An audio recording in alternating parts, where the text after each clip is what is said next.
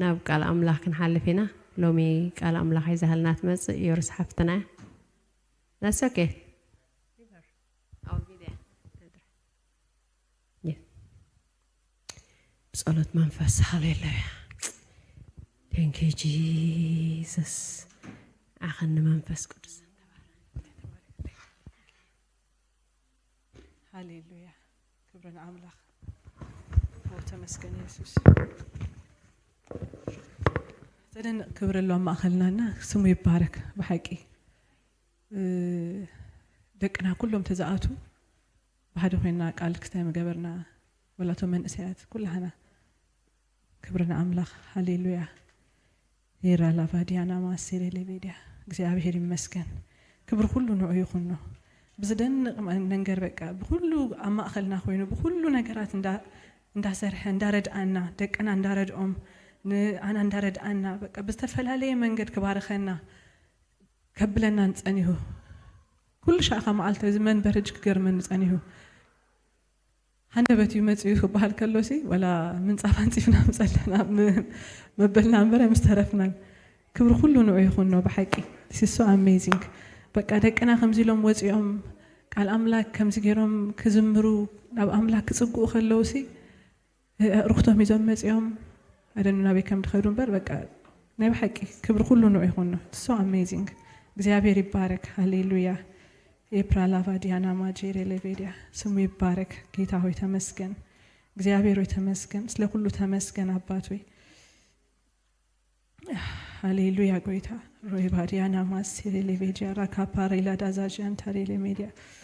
ኦ እግዚአብሔር ሆይ ተባረክ ልዕልበል እግዚአብሔር አምላክ ሆይ ተመስገን ጎይታ ክብር ምስጋናና አኻይኹንካ ኦ ራላባዲያና ማስቴሬ ለቬዲያ ሮፓዲያና ማስቴሬ ለቬጂን ታራላባዲ ካራላባጃ ኦ እግዚአብሔር ሆይ ክብርን አምጻልካለና ምስጋናን አምልኮን ስግደትን ጎይታ ተባረክ ኦ ለልበል እግዚአብሔር አቦ ተመስገን ኔክራላዲያና ማሳ ሺ ፓራላዲያና ማጂ ሬሌቬዲያ ሪፓራላቫጂና ማሳ ኤፕራሊዳኒ ማጂራ ሌቫዲያ ኖክሮሎ ባጂና ማካዲያ ዛጀንቴ ከፕሬሌዴዜ ጀንቴ ሬሌቬዲያ ኦ እግዚአብሔር ሆይ ተባረክ እግዚአብሔር ሆይ ተመስገን ለልበል ምስጋናን ክብርን አምልኮን ስግደትን ነምጻልካ ስለዚህ ግባአካ እግዚአብሔር አምላክ ሆይ ክብርን ነምጻልካ ልዑል ይኻስኻ ኃያል ይኻ እግዚአብሔር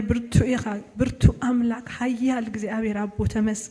ተመስገን ንብለካ ምስጋና ነብዝሃልካ ጎይታ ተባረክ ንብለካ ጎይታ በኢየሱስ ክርስቶስ ስም ልዕል ነብለካ ሃሌሉያ ልዕል ነብለካ ጎይታ ተመስገን ንብለካ ስለ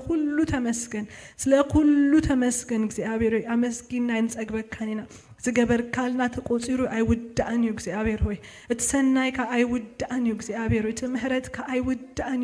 እስኻ አቢ አምላክ ሰናይ አምላክ እግዚአብሔር ሆይ ሩህሩህ አምላክ ስለዝኾንካ ምስጋና ይብዛ ምስጋና አይጓደለካ እግዚአብሔር ሆይ ሃሌሉያ ሌራ ላቫጂና ማስታክራ ላቫዲያ ክብርን አምላክ ይሁን ሎም አልቲ ጎይታ ብልቤ ዘቀመጦ ቃል እንታዩ አብ ቀዳማይ ቆሮንጦስ ዘለው እዩ ስሙ ይክበር እግዚአብሔር አባቱ ተመስገን ኒምፕራ ላቫጂና ማሳራ ላቫዲያ ኒምፕራ ላጃና ካዲ ዛጂራ ላቫዲያ ሃሌሉያ ጎይታ ኤራ ላቫጂና ማሳራ ላቫዲያና ማሴሬ ለቬዲያ ያ ሃሌሉያ አብ ቀዳማይ ቆሮንጦስ ምዕራፍ 14 እዚዩ አብ ልቤ መልኡ ደሎና ብዛዕባ ትንቢትን በቋንቋታት ምጽላይ ድብልን ክንርኢና በሐንሳብ ሃሌሉያ እንታይ ይብለና ለፍቅሪ ሰዓብዋ ለመንፈሳዊ የበህበት ምናዳ ግና ክትነበዩ ቅንኡ እቲ በቋንቋ ዝዛረብ ምስጢራት በመንፈስ ይዛረብ አለው For those of you reading in English, Tesfa, if you are reading in English, it's in 1 Corinthians chapter 14. እቲ በቋንቋታት ትዛረብ ምስጢራት መንፈስ ይዛረብ አለው ሓደ እኳ አይስተውሎን እዩሞ ንአምላክ እንበር ንሰብ አይኮነን ዝዛረብ ዘሎ እቲ ትንቢት ዝንበ ግና ንሰብ ዝሐንጽን ዝምዕድን ዘጸናንዕን እዩ ዝዛረብ ቋንቋታት ዝዛረብ ንርእሱ ይሃንጽ ትንቢት ዝንበግና ንማሕበር እዩ ዝሃንጽ ስለዚህ ኩላትኩም ብቋንቋ ክትዛረቡ ምናዳ ግና ክትንበዩ እፈቱ ኣለኹ እታ ማሕበር ምእንቲ ክትህነጽ ዝትርጉም ወንተ ዘይኮነስ ካብቲ ብቋንቋታት ዝዛረብ እቲ ትንቢት ዝንበይ ይዓቢ ይብለና ሃሌሉያ ነዚ ቃሉ እግዚአብሔር አምላክ ገልጸልና ከብርሃልና በኢየሱስ ስምና ወሕሊፍና ክንህቦይና ሃሌሉያ ሃሌሉያ እግዚአብሔር አባት ሆይ በጎይታ በኢየሱስ ክርስቶስ ሕያው ስም አብዚ ተአሚቁ ዘሎ እግዚአብሔር አምላክ ሆይ አብዚ ተሰዊሩ ዘሎ ዲፕ ደኾነናትካ እግዚአብሔር አባት ሆይ ፍልጠትካ ከተውህዞ ኣብ ውሽጥና ንጽልያለና በጎይታ በኢየሱስ ክርስቶስ ስም ሪቪል ክትገብረልና ጎይታ ቃልካ ኣብ ጽጽብ ሓዲሽ እግዚአብሔር አምላክ ሆይ ሎም መዓልቲውን ሓዲሽ ደኾነ ነገር ኣለካ ካብቲ ንፈልጦን ንሓስቦን ንበጻሕናዮ ንላዕሊ ኣብ ካልእ ዳይሜንሽን ክትእትወና ስኻ ድሉይኻ ፍቃደኛ ኢኻ እግዚአብሔር አምላክ ሆይ በጎይታ በኢየሱስ ስም ሪቪል ክትገብረልና ክትብርሃልና ክትረድአና ለአእምሮና ከፊትካ ልብና ከፊትካ እግዚአብሔር ኣብ መንፈስና ክትዛረበና ጎይታ በኢየሱስ ክርስቶስ ስም ክትነግረና ካብ ንጸውዓንሙ ኣብይን ስውርን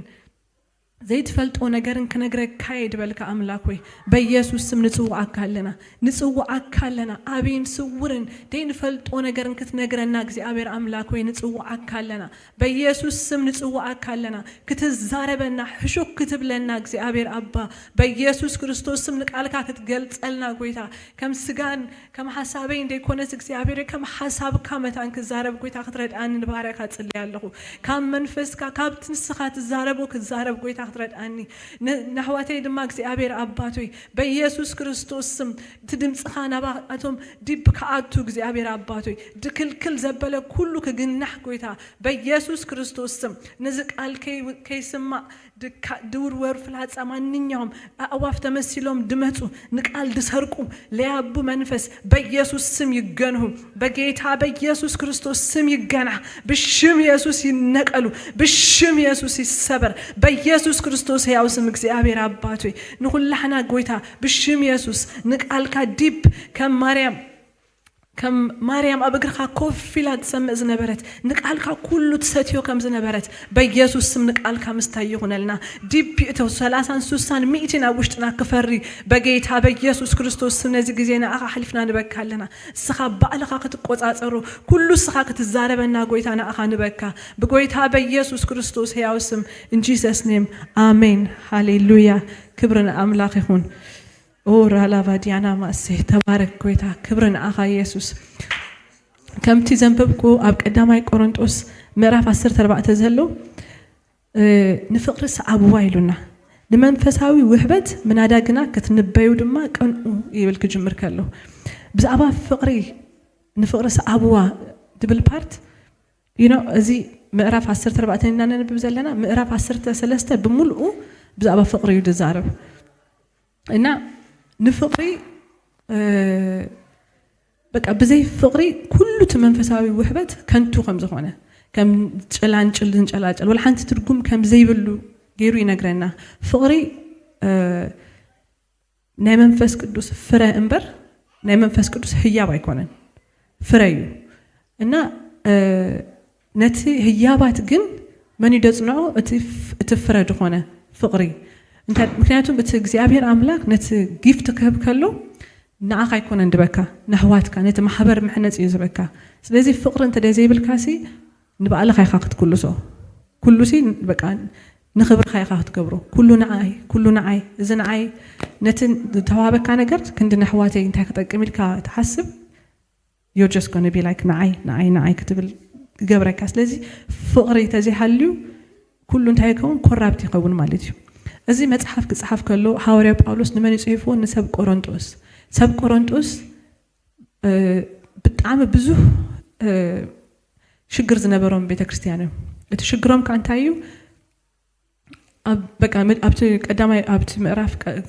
ኣብ ክልተ ሳብቲ ኣብ ቻፕተር 3 እንታይ ይብል እሳሃትኩም ሲያለ ከም አበይቲ ገይረ ከም መንፈሳውያን ገይረ ከማን ክዛረበኩም አይከልኒ ይብሎም ምክንያቱም እሳሃትኩም ቆልኡ ይኹም ቆልኡ ስለዝኾንኩም ከም ቆልዓ ገይረ ክዛረበኩም እምበር ከም አበይቲ ክሬኩም ከማን አይከልኒ ኢሎም ኣብ ማእኸሎም ብዙሕ ዓይነት ኃጢአት ትዕቢት ኣነ ናይ ጳውሎስ ያኔ ናይ አጶሎስ ኣነ ከምዚ እንዳበሉ ምምቅቃል ምክፍፋል there was no ከምዚ ከም መንፈሳውያን ሲ ክስታይ ነበሮምን ዝተቃነ ነበር ዓለም ሲዳርጋ ኣብ ማእኸሎም ኣትያ ነራ ኣብ ቤት ኣምላኽ ኣብ ስጋን ደሙን ክበልኡ ከለው ሓደ መግቢያ ምጽት ሓደ ድኻብቲ ኸውን ዴሪት ምክፍፋል ኣሎ ፍቅሪ ኣብ ማእኸሎም ኣይነበረትን ክርስቶስ ናይ ምምሳል ነገር ድማ ኣብ ማእኸሎም ኣይነበረን እና ቤተ ክርስቲያን ከዓ ጀሚራ ክሳብ ትውድእ ኣብ ክርስቶስ እያ ክርስቶስ ናብ ምምሳሊና ንዓቢ ክንነብር ከለናውን ክርስቶስ እዩ ዝመርሓናን ንነብረሉን ማለት እዩና እቲ ፎከሶም ኣተሓሳስቦም ኩሉ ነገራቶም እንዳቃነ ናብ ክርስቶስ ድመልሰሉ መጽሓፍ እዩ እዚ ኣብ ምዕራፍ 13 ብዛዕባ ህያባት መንፈስ ቅዱስ ይዛረብ ሕጂ ንፍቅሪ ሰኣብዋ ኢሎም ንመንፈሳዊ ውህበት ምናዳ ገና ክትንበዩ ቅንኡ ይብሎም ኣሎ ክጅምር ከሎ ብዛዕባ መንፈሳዊ ውህበት ድማ ኣብ ምዕራፍ 12 ኣብ ጽቡቅ ገይሩ ይዛረቦም ኣሎ ኣብ ቆሮንቶስ ቤተክርስቲያን ክስታይ ነይሩ ህያባት ነይሩ ብፍላይ ብቋንቋ ምዝራብ ብፍላይ ትንቢት ካልእ ውን ነይሩዎም ኣብ ማእኸሎም ይግለጽ ነይሩ ነገር ግን እንታይ ነይሩዎም there was pride ትዕቢት ነይሩ ነቲ መንፈሳዊ ውህበት ከኣዩሉ ጽቡቅ ገይሮም ኣይከኣሉን እና ነቲ ደለዎም ኣብ ማእኸሎም ዘሎ ናይ እግዚአብሔር ጸጋ ከመይ ገይሮም ክጥቀሙሉ ከም ዝኽእሉ ከመይ ገይሮም ከብልዎ ከም ትኽእሉ ሼፕ ሂደት ሒዞም ማለት እዩ ኣብዚ ኣድላይ ተኮይኑ ግዜው እንተልዩ ዳህራይ ብዛዕባ እቲ ዘብቶም ዝተፈላለዩ ናይ መንፈሳዊ ውህበታት ክንሪኦም ንኽእል ኢና ሕጂ ሃሌሉያ ወይ ቁርብት ላይ ጥራይ ሕልፍ ኢለዮ ክሓልፍ ክብርና ኣምላኽ ይኹን ብዛዕባ መንፈሳዊ ህይወት ውህበት ኦሬዲ ኣብ ባይብል ስተዲናውን ክንመሃሮ ስለ ዝነበርና ጀስት ትንክፍ ጥራይ ኣቢለዮ ክሓልፍ ክብርና ኣምላኽ ይኹን ቁጥሪ ቆሮንቶስ 12 ቁጥሪ 7 ቁጥሪ ምዕራፍ 12 ካብ ቁጥሪ 7 እንታይ ብለና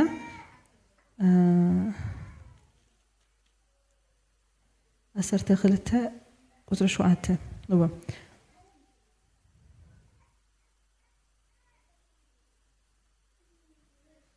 ካብ 4 ጀሚርና ንሕንሪዮ 4 ቁጥሪ 4 እንታይ ይብል እምበኣርከ ውህበት በበይንዩ መንፈስ ግና ሓደ ንሱ እዩ ኣገልግሎት በበይንዩ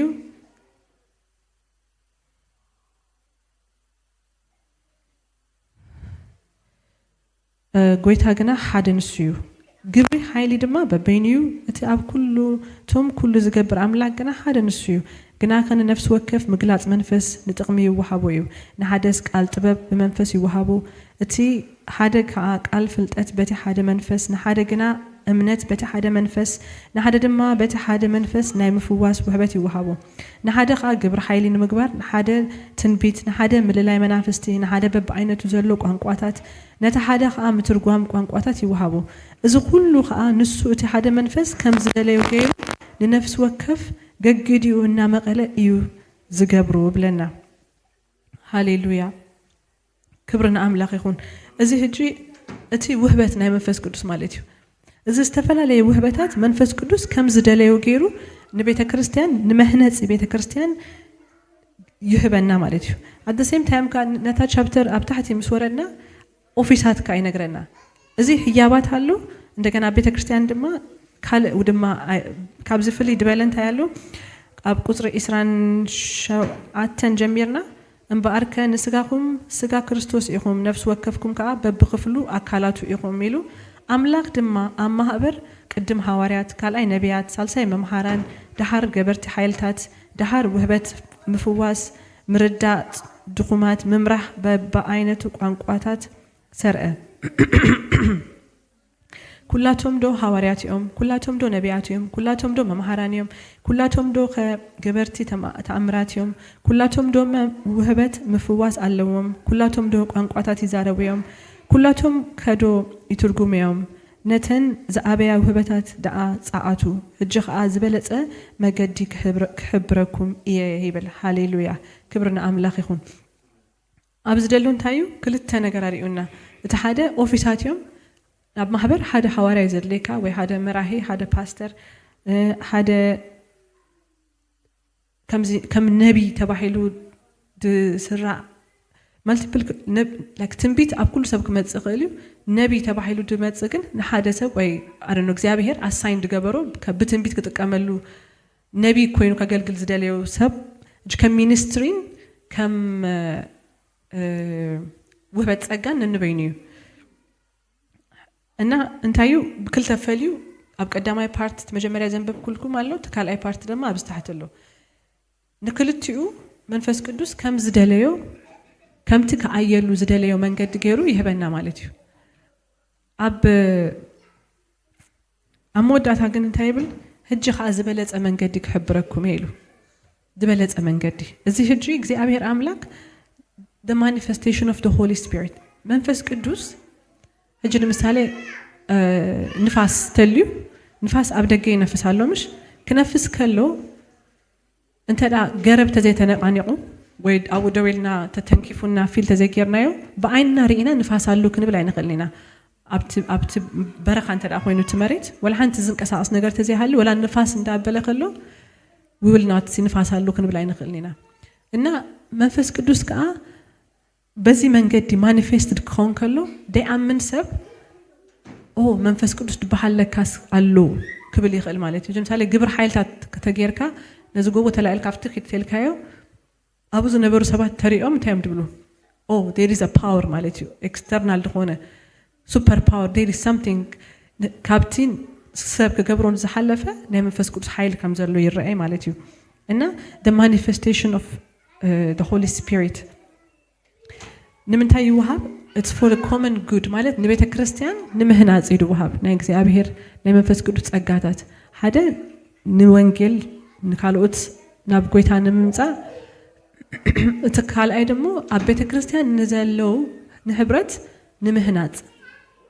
ናብቲ ክሳብ ክርስቶስ ድመጽእ ናብኡ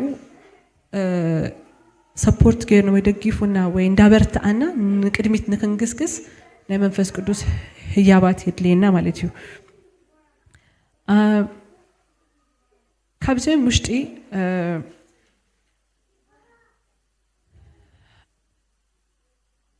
ኣብ ምዕራፍ 14 እንታይ ድብለና ደሎ ካብዚ ሁሉ ከአ እንታይ ድለዩ ይሉና መጀመሪያ ንፍቅር ሰአብዋ ንመንፈሳዊ ውህበት ብፍላይ ግን ንክትነበዩ ድለዩ ይብለና በቃ ናብ ትንቢት ደለው ድሓሸ ነገር ከም ዘለዎ ገይሩ ኣብዚ ዛረበና ማለት እዩ ምስምንታይ ኣብዚ መጽሐፍ ሙሉ ምስምንታይ እንዳወዳደሩ ይኸይድ ንትንቢት ምዝራብ ምስ ቋንቋታት ምዝራብ እጂ ቋንቋ ሹን ታይሉ ክትንበዩ ቅንኡ ምስ በለ እቲ በቋንቋ ዝዛረብ ምስጢራት በመንፈስ ይዛረብ አሎ ይብለና እቲ በቋንቋታት ዝዛረብ ምስጢራት በመንፈስ ይዛረባሉ ሓደ እኳ አያስተውሎን እዩሞ ንአምላክ እንበር ንሰብ አይኮነን ዝዛረብ ዘሎ ሓደ እኳ አያስተውሎን እንበር ሓደ እኳ አያስተውሎን እዩ እሞ ንአምላክ እንበር ንሰብ አይኮነን ዝዛረብ ዘሎ በቋንቋታት ሓደ ሰብ ክጽልይ ከሎ ንሰብ አይኮነን ድጽልደል ምስ ሰብ አይኮነን ኮሚኒኬት ትገብር ምስ መንዳ ኮሚኒኬት ትገብራሎ ምስ አምላክ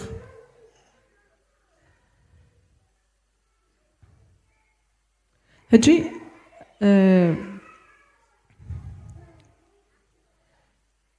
ሰብ ምስ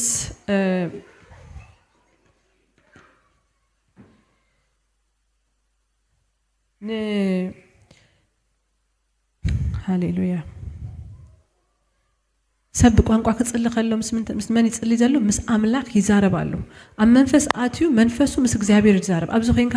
ኤራላባጂያና ማሴሬሌቤዲያ ራካባዲ ስታጃራላባዲና ማሴሬሌቤዲያ ክትብል ከለሃስ ካልእ ሰብ ክሰምዖ ከሎ እንታይ እዮም ዝገብሩ ደለው what are they doing what are they saying ብፍላይ ካብ ደገ ብጎይታ ደይኮኑ ወይ ካልኦት ሰባት ክመጽሑና መጽኦም if we are all praying in tongues እቲ ሰብቲ ምስ አምላክ ይዛረብ ደለው እቲ ካልእ ሰብ ድሪኦ ደለው ሰብ ግን that means nothing for the person ወላ አንተ ትርጉም አይህቦን እዩ ምክንያቱም እቲ ሰብ እንታይ ይድገብር ደለው በመንፈስ ምስ አምላክ ይዛረብ ደለው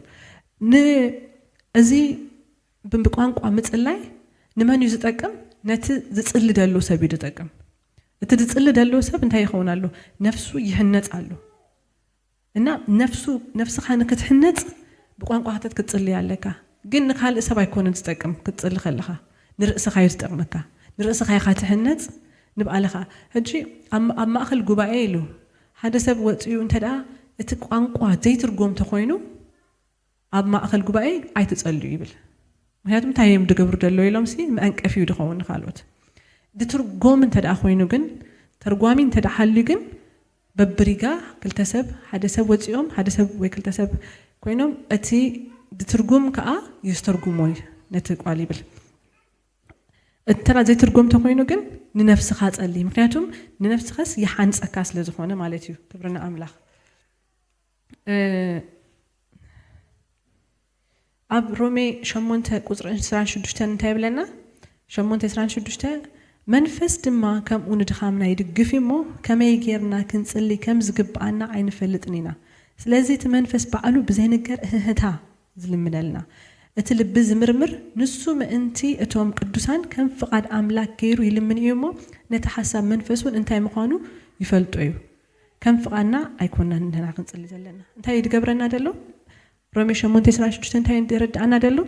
ንሕና እንታይ ኢልና ከም ንጽሊ ኣይንፈልጥን ኢና ፎር ኢንስታንስ ሓደ ነገር ደሌተ ኮይነ እግዚአብሔር ነዚያ ነገር ክትበንለካ ሃበኒ ይብል እግዚአብሔር ደግሞ ተዳረኺ በዩ ነቲ ነገርካ ዘጥፋአኒ ነገር ከሆነ ይኽእል ኣነ ግን ተዳብ ቋንቋ ድጽሊ ተኮይነ ግን እቲ ቋንቋ ድጽሊ ከይትበኒ ማለት እዩ ከምቲ ናይ እግዚአብሔር ፍቃድ ገይሩ ይጽልየልና ኢትስ ሴቭ ይገብረና ማለት እዩ ካብቲ ድመጽ ዲስትራክሽን ፕሮቴክት ይገብረና እግዚአብሔር ነቲ ህጅ ንምሳሌ እግዚአብሔር ኣብ ነገር ይርኢልካ በቃ ኣብ ክብሪ ኣብ ገለ ከብጽሐካ ይደሊ ንስኻ ግን ነዚኣ ሃበኒልካ ኣብዚ ንእሽተይ ተሓጺርካ ትጸን ብመንፈስ ክትጽልይ ከለኻ ኣብቲ ዳይሜንሽን እግዚአብሔር ዝደልየልካ ኣብኡ ክትበጽሕ ብጸሎት ይቃትት ማለት እዩ ስለዚ ንስኻ ድማ ብኣፍካ ትዛረቦ ስለ ዘለኻ ነቲ ቃል ኣሜን ኢልካ ነቲ ናይ መንፈስ ቅዱስ ምርሂት ተቐቢልካ ትብሎ ስለ ዘለኻ you are agreeing with the Holy Spirit ስለዚ ይፍጸም ማለት እዩ ይኸውን ማለት እዩ እና መንፈስ ቅዱስ ክህበና ከሎ ክንጽሊ ከለና ንነፍስና ንሕነጽ እንደገና መንፈስ ብእህታ ብዘይ ነገር እህታ ስለናይ ማለት ይጸልየና ማለት እዩ መጀመሪያ መንፈስ ቅዱስ ዝተመልኡሉ ጊዜ ኣብ በዓል 50 ማለት እዩ ግብረ ሐዋርያት ምዕራፍ 2 ቁጽር 1 ጀሚርና ተሪእናዮ ኣብ በዓል 50 ኣቢ ንፋስ ጎድጎታ መጸ እንደገና ከም በሐዊ ልሳን ሐዊ ኣብ ርእሶም ተቐመጠ ብለና ኣብ ርእሶም ተቐመጠ ሐዊ ልሳን ሹ እንታይ ገብሩ ጀሚሮም ቋንቋታት ክጽልዩ ጀሚሮም ከመስግኑ ጀሚሮም እቲ ቋንቋ ዝዛረብዎ ዝነበሩ at that time ድትርጎም in a sense ናይቶም ኣዲ ብቋንቋኦም ይዛረብዎም ነይሮም ነቶም ሰባት ኣብቲ ከባቢዮም ዝነበሩ ነቲ ቋንቋ ሲሰምዑ ነይሮም ኩልና ከም ንፈልጦ ማለት እዩ ሕጂ ክሰምዑ ከለዉ ከመይ ገይሮም ይዛረቡ ኣለዉ እዚኦም እንደደይ ተማሃሩ ደይኮኑን ከም እጅን ምሳሌ ኣብ ኣድና እንግሊሽ ሰብ ዝዛረብ ተኮይኑ ምሁር እዩ مش በጣም በቃ ዝተማሃረ ሰብ እዩ ደሴም እጅን ሮማ ኣብቲ ኣድታት ገለመለ ዝነበረ ቋንቋታት ትፈልጥ ተኮይንካስ ምሁር ኢኻ ማለት እዩ ኣይሁዳውያን ስለ ደኾኑ they need to be ምሁራን ነቲ ቋንቋ ክፈልጡ እዚኦም ደይ ተማሃሩ ደይኮኑን ኣይሁዳውያን ደይኮኑ ከመይ ገይሮም ነዚ ቋንቋና ክዛረብዎ ክኢሎም at that time በጣም ብዙ ሰብ ጎይታ ተቐቢሎም ማለት እዩ at the same time እዚ ቋንቋ እጅ ክልተ ዓይነት ቋንቋ ሓደ እንታይ ብናይ ሰብ ቋንቋ ናይ ሰብ ኮይኑስ እጅ ምሳሌ ኣነ ደይ ፈልጡ ዓረቢ ኣይፈልጥኒ ብዓረብኛ ቋንቋ እንትዛረብ ዓረብ ተልዩ ኣብ ዝገዛ በጣም ክግረም እዩ ዓረብኛ ቋንቋ እዩ because I don't understand it ግን I'm praying ግን መልእክት ይኸውን ነቲ ሰብ ከዓ ንምድሃን ይኸውን ማለት እዩ እግዚአብሔር ነዚኦም at that time ክዛረቦም ከሎ ድሰኸሩ መሲሎም ሰካራማት እዮም ኢሎም ገሊኦም ኣባጭኦም ኢሎም ከይዶም ገሊኦም ግን ልቦም ተንኪፉ ናብ ጎይታ ከም ዝቀረቡ ንርኢ ኣብ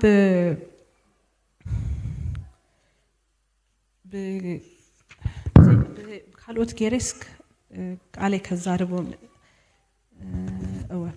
ኣብ ቆሮንጦስ 14:22 እንታይ ይብል ወይ ድማ ናይ ኢሳያስ ቃል እንዲሁ ገይሩ ዝዛረብ ኣብ ሕጊ ነዚ ህዝቢ እዚ ብካልእ ቋንቋኦም ሰባት ብከናፍር ጓኖት ገይሬ ክዛረቦም እየ ምስ ናይዚ ግና ኣይክሰምዑንን እዮም ይብል እግዚአብሔር ዝብል ጽሑፍ ኣሎ እጅ እንታይ እዩ እግዚአብሔር በካለ ቋንቋም ሰባት በከናፍር ጓኖት ገይረ ክዛረቦም እጅ ሓደ ሰብ መጽዩ ፈረንጅ መጽዩ በትግርኛ ገይሩ ተዛረበኒ ሓደ ማልቲ ከማጋጥም ነይሩ actually ፈረንጅ ታትየምና ጻዱየም አፓበሻ ሬስቶራንት አትየም እንዳበልኡ ዋዚዮም ፈረንጅ ጻዱ ከሎስ አበሻ በርበሪዮም ገለበልኡ ምናም ብለን እና ነዛራረብ ከዛ አብ መክፋል ገለ መስኮነቶም ጻዱሲ አውና መሰከነ ገለሎም they just plain በትግርኛ ላይ በማርኛ ቶይ ገረም ዛረቡ እና ሰምቢ ስመጸኒ ሀምናሲ ለካሲ ይخليهم ዳህራይ መስተዛራረብና ሚሽነሪስ እዮም ነይሮም ናይ ቀደም ሚሽነሪታት ጎይታ ባረኮም ናይታ አዲስ ቋንቋ ክኢሎም ምስተሰብ ተሓቢሮም ከመገረም ተማሂሮም ከማን ይገርመካ ተማሂሮም ምስተሰብ ተሓዋዊሶም አቢሎም ወንጌል የብጽሑ ነይሮም ንናቃ እንግሊሽ ክነጽና አለና ጽቡቅ ገርናስ ሀገሮም መጽና አለና ክንሰብ ከሎም ክንከል አለና ማዓልታዊ ዘአላ እንጂ ስበክ ተትብሎኒ በእንግሊሽ አይ ካንት ከቢዲ በእንግሊሽ ገርካ ምስባኽ ነቲ ቃላት አይተፈልጦኒ ኻ ቃል አምላክ ትነግሮም ቃላት የድለካዩና ናይ ትናቶም ቋንቋስ በእንግሊሽ ክንነግሮም ክንማሃሩ ክንከል አለና በእንግሊሽ ዲና ባይብል ክነንብብ ብቻ በቃ ነቲ ሜሴጅ ክንሕልፈሎም አትሊስትን ሂደት ሆነ ክንማሃሩ ክንከል ንኽእል ኢና ምክንያቱም ኳ መጽዮም ሰባድና መጽዮም ከማነ እንግሊሽ ሲን ብዙ ነገር ይጠቅመካ like international language ይገለ እጅ መጽዮም አባድናስ ትግርኛ ተማሂሮም ወንጌል ነጊሮምና ከዱስ it's a big አቢ ነገር ግን እግዚአብሔር ደግሞ at the same time ካ ጸጋ ይህብዩ ነዲዮም ሐዋርያት በሐንሳብ ነቲ ቋንቋስ አኮልስ አቢሎ and they start to speak ዳና እግዚአብሔር በከመውን ገልጸልና ከልዩ ባልናውን ክንማሃር ይገባናዩ ማለት እዩ ሃሌሉያ እና ትንቢት አሜን በቃል በቋንቋታት ምጽላይ ምዝራብ ንካሎት ሰባት ንወንጌል አፍደገ ከፍትዩ ማለት እዩ ዝትርጎም እንተዳ ኮይኑ አብዚ ቦታ እንታይ ይድብል ደሎ በቃሎት በቋና በግዋኖት ህዝብ ገሬ በካለ ቋንቋም ሰባት ከዛርበኩም ይሎ ምስናይዚ ግን አይክሰሙን እዮም ነዚህ አይነት ተአምራት እንዳራዩ ኮማንስ they didn't listen to him እና ልቡም ከፊቶም ናብ እግዚአብሔር ከመለሱ አይበሉ ማለት እዩ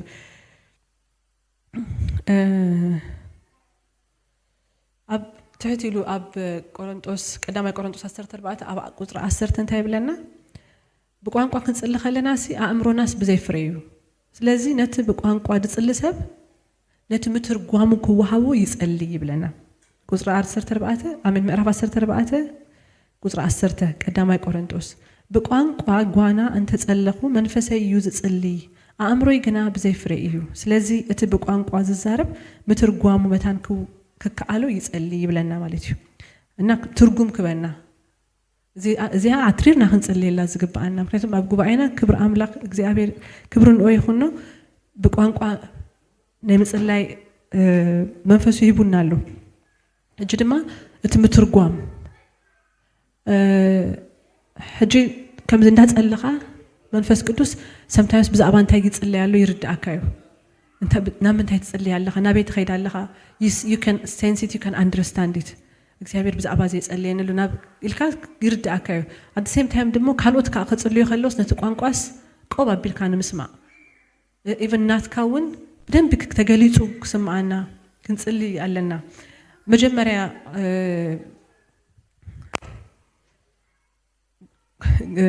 ቋንቋ ምጽላይ ከጀምር ከለሁ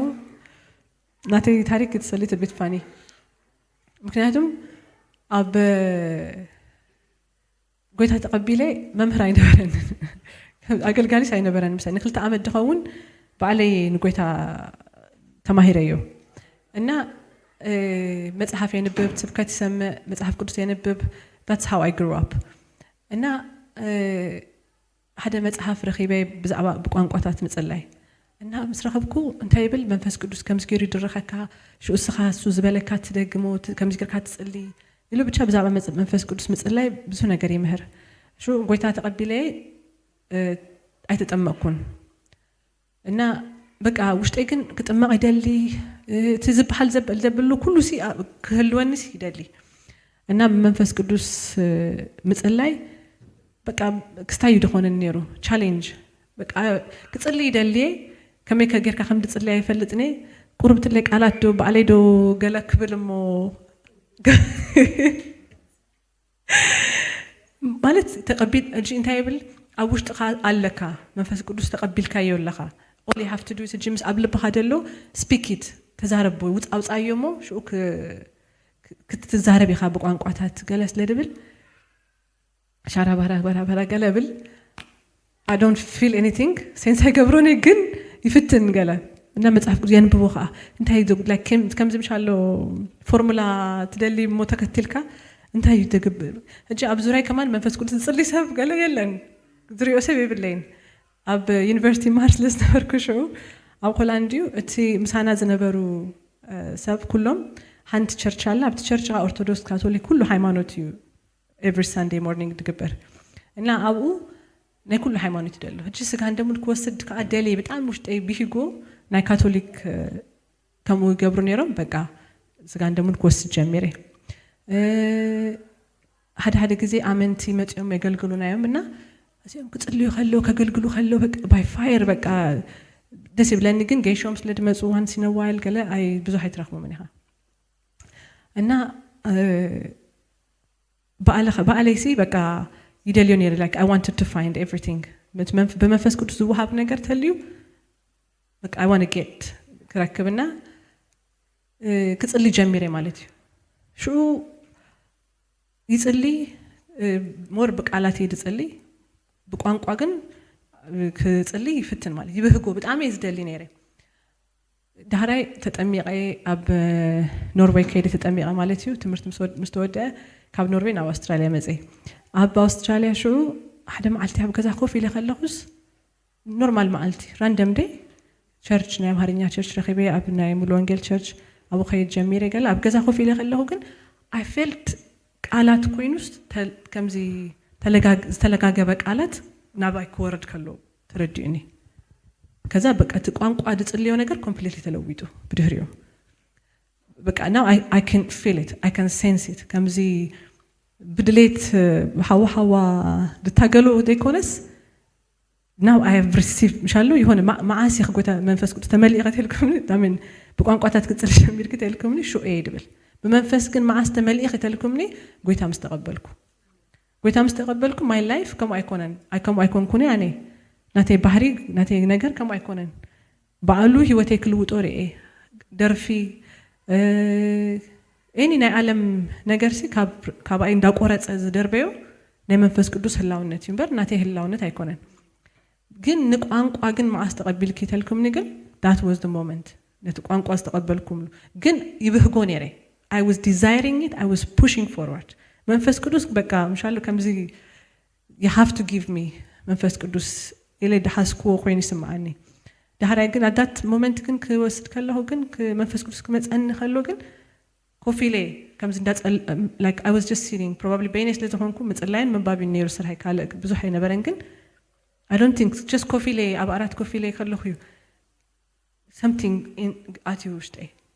شو كمان it was not dramatic ከምዚ ሃሌሉያ ገለመላ ኢለ ኮንኩን ተቀቢለ ውሽጤ ግን አትዩስ ሪዚን ኮይኑ ቋንቋ ተቀቢለ ማለት እዩ ገለሌስ I was just transformed እና ህጂ I can feel the tangible presence of God ነት ቋንቋ ክንዛረብ ከለናስ we can touch the Holy Spirit we can feel him we can continuously በቃ ነው follow ንገብሮ እሱ ክዛረብ ከሎ ንናኻ እትሱ ድብለና ነገር ንደግሞ ማለት እዩ ንደግሞ ደይኮንስ ዳርጋ ክንዛረበው ከለና at the same time you happen to ገብር ናይት መንፈስ የረድ because it's spirit and flesh ከምዚ ክትብሎ አይተልኒኻ ግን ሂቡና በቃ እጅ ሰብ አሉ ይኮነን መንፈስ ቅዱስ እጅ ትንቢት ሲሉ ካብ ሰብ አይኮነን በሐሳብ ሰብ ብድሌት ሰብ አይኮነን ድመጽ መንዳ ከብናይ እግዚአብሔር መንፈስ እግዚአብሔር ባሉ ተዛረቡ እግዚአብሔር ባሉ ብዝበሉ እስካቡዩ ድመጽ ካቡ ኻዩ ክትዛረቡ ትኽእል ማለት እዩ ኣብ ቀዳማይ ኣብ ጴጥሮስ ደሎ ዳህራይ ክነብወይና ክብርና አምላክ ይሁን ሃሌሉያ ቋንቋ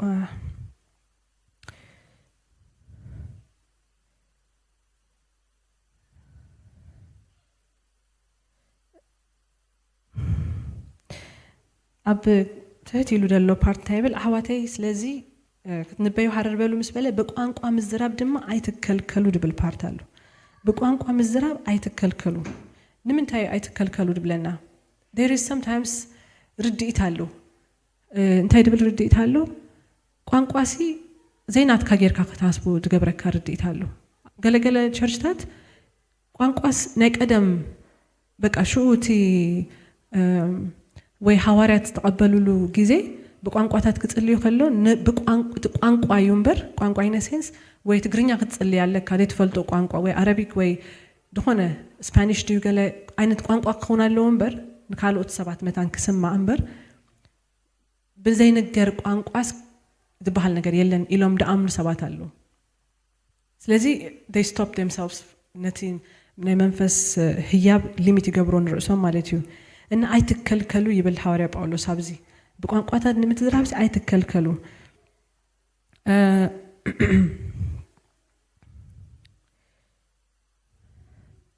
ሓደ ጊዜ ድማ መንፈስ ቅዱስ ኢልና ጸሊናሲ ከም ኸበንዲልናዮሲ ካል መንፈስ ተኣትወኒ ኢሉ ድፈርሰቡን አሉ ካል ነገር ተተቀበልኩ እዚ ኣብ ክልተ ሌቭል አሉ ሓደ ኣብ ገና ጎይታ ምስተቀበልካሲ መንፈስ ወቅት ምትምላእ ደሊኻ በቃ ይፈርህ مش ሰብ ይደሃል ይፈርህ ወይ ድማ ቋንቋታት ክትዛረብ ክንጽልየልካ ይፈርህ ንምንታይ እንተ ካል መንፈስ ገለ ነገር ተኣትወኒ ግን እንታይ ይድብል ቃል አሉ ክብርና አምላክ ሉቃስ 11 ካብ 11 ክሳብ 13 እንታይብል ወዱ እንጌራ እንተለመኑ መን አሉ ተመንዝቦ ንስኻትኩም ክፉአት ክነስኹም ጽቡቅ መሃብ ካፈለጥኩም እቲ ናይ ሰማይ አቦኹም ግዳ ንዝለመንዎ ክንደይ ኣብዚሁ መንፈስ ቅዱስ ዘይህቦም እና እግዚአብሔር እቲ ናይ ሰማይ አቦ እትፈቃር እትርህሮ ንህና እኳ ክፉአት ክነስና እንደቅና ምፍቃር ካፈለጥና ጽቡቅ ነገር መግባር ቡን ካፋፍላና አለው አደቂስና ታሚሞም ነዚ ጽቡቅ ንብል እግዚአብሔር ግን ናይ ሰማይ አቦና ክንድምንታይ መንፈሱ ኣብዚሁ ደሂበና ስለዚህ እሱ በአሉ he will take care of us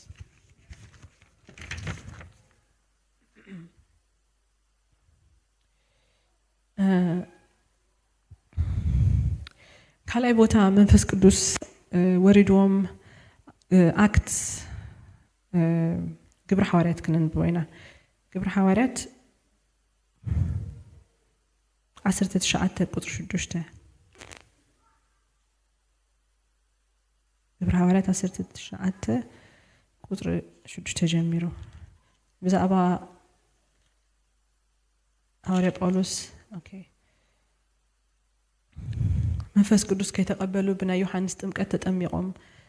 ዝነበሩ ሰባት ከመይ ከም ድጸልየሎም ድዛረብ ፓርቲዩ 19 ካብ ቁጥር 6 ጀምሮ ጳውሎስ ኖ ሳታ ሞዳታ እንደ ካብላድ ከንብባይ ኮነ ድማ ካብ ቁጥር 1 ማለት እዩ 19 ካብ 1 ኮነ ድማ አጵሎስ ኣብ ቆሮንጦስ ከሎ ጳውሎስ በትልዓላይ ሃገር ሓሊፉ ናብ ኤፌሶን መጸ ሓያሎ ደቀ መዛሙርቲ ድማ ረኸበሞ ምስ አመንኩምሲ መንፈስ ቅዱስ ተቀቢልኩም በሎም ንሳቶም ከ አይፋልናን መንፈስ ቅዱስ ከም ዘለኩ አይሰማዕናን ኢሎም መለሱሉ ንሱ ከ በእናይ ጥምቀት ተጠመቅኩም በሎም ንሳቶም ብና ዮሐንስ ጥምቀት በልዎ ሽኡ ጳውሎስ ዮሐንስሲ በዚ ድህሪኡ ዝመጽ ማለት በኢየሱስ ክርስቶስ ከአምኑ ነቶም ህዝብና ነገረ ጥምቀት ንስሐ እዩ ዘጠመቀ በሎም እዚ ምስ ሰምኡ በስም ጎይታና ኢየሱስ ተጠምቁ ጳውሎስ ኢዱ መሰንበረሎም ከ መንፈስ ቅዱስ ናባታቶም ወረደ ሽኡ በቋንቋታት ተዛረቡን ተነበዩን እቶም ሰባት ካኩላቶም 10 ክልተ ዘአኽሉ ነበሩ ብለና ሃሌሉያ እዞም ሰባት እዚኦም ንጎይታ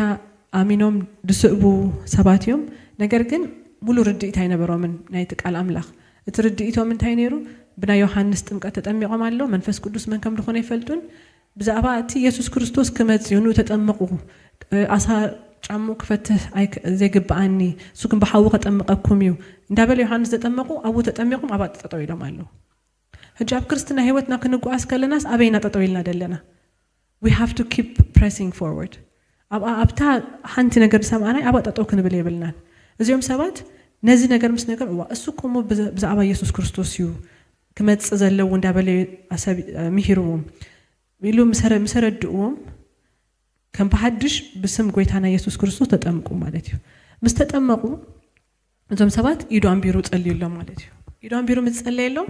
መንፈስ ቅዱስ ተቀበሉ በቋንቋታት ከዛረቡ ጀመሩ ተነበዩ ብለና 12 ሰባት እዮም ነሮም 12 ኦም ቃ ተነበዩን በቋንቋን ተዛረቡን ማለት እዩ እና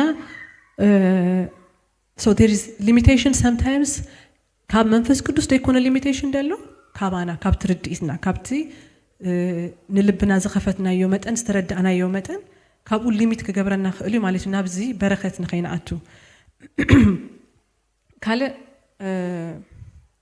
ግብረ ሐዋርያት ምዕራፍ 10 ካብ 44 ክንሪኤና ምዕራፍ 10 ግብረ ሐዋርያት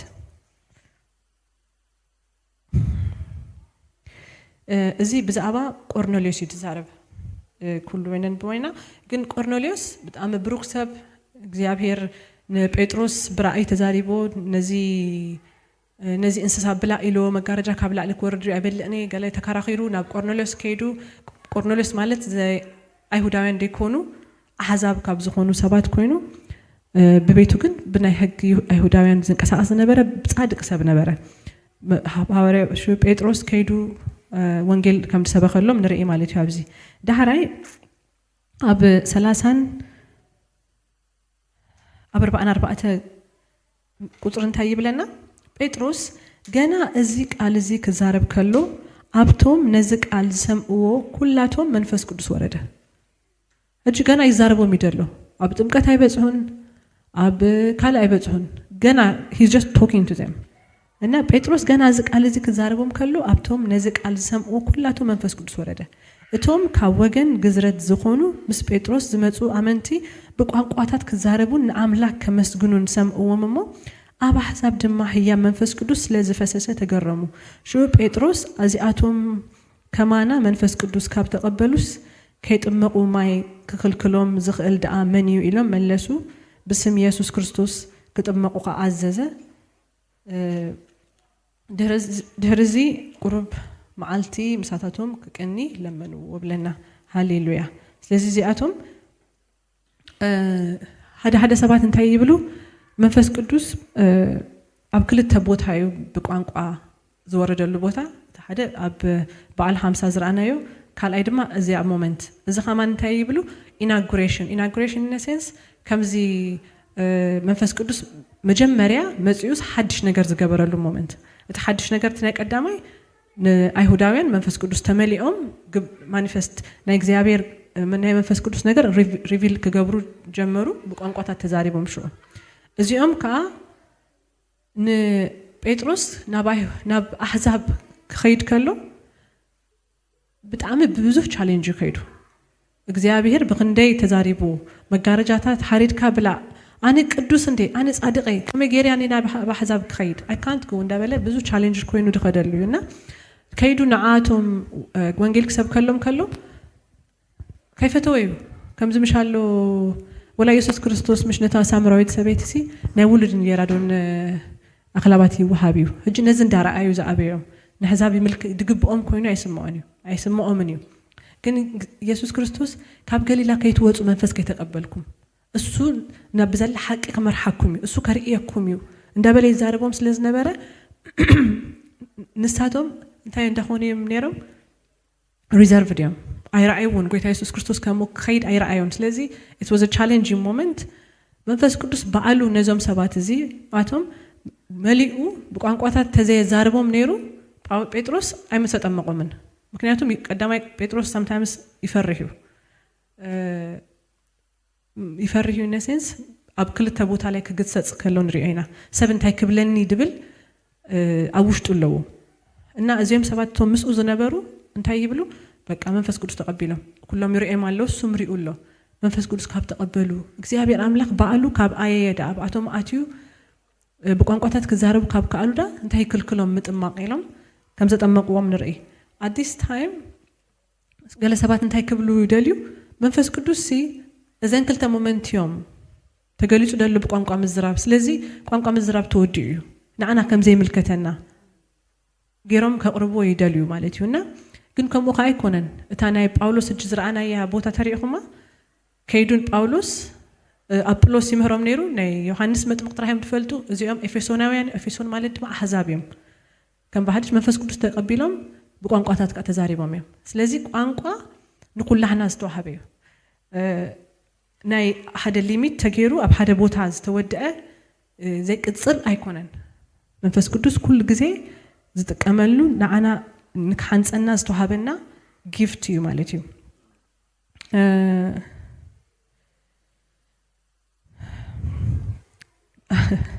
ክብርና አምላክ ኣብ ማርቆስ ቁጥር 10 ምዕራፍ 16 ቁጥር 17 ሃሌሉያ ኣብዚ ኻን ዝገርም ነገር ቃላሉ ኢየሱስ ክርስቶስ ተዛረበ ማርቆስ 16:17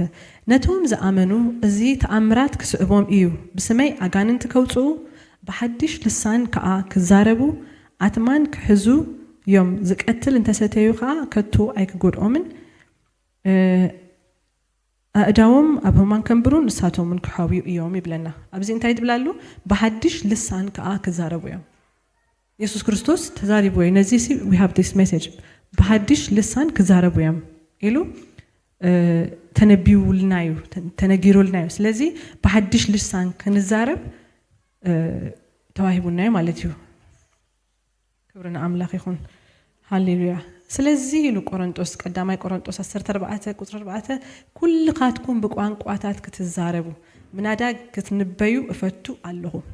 ክንደይኩም ኩልኻትኩም ስለዚህ ኩልኻትኩም በቋንቋ ክትዛረቡ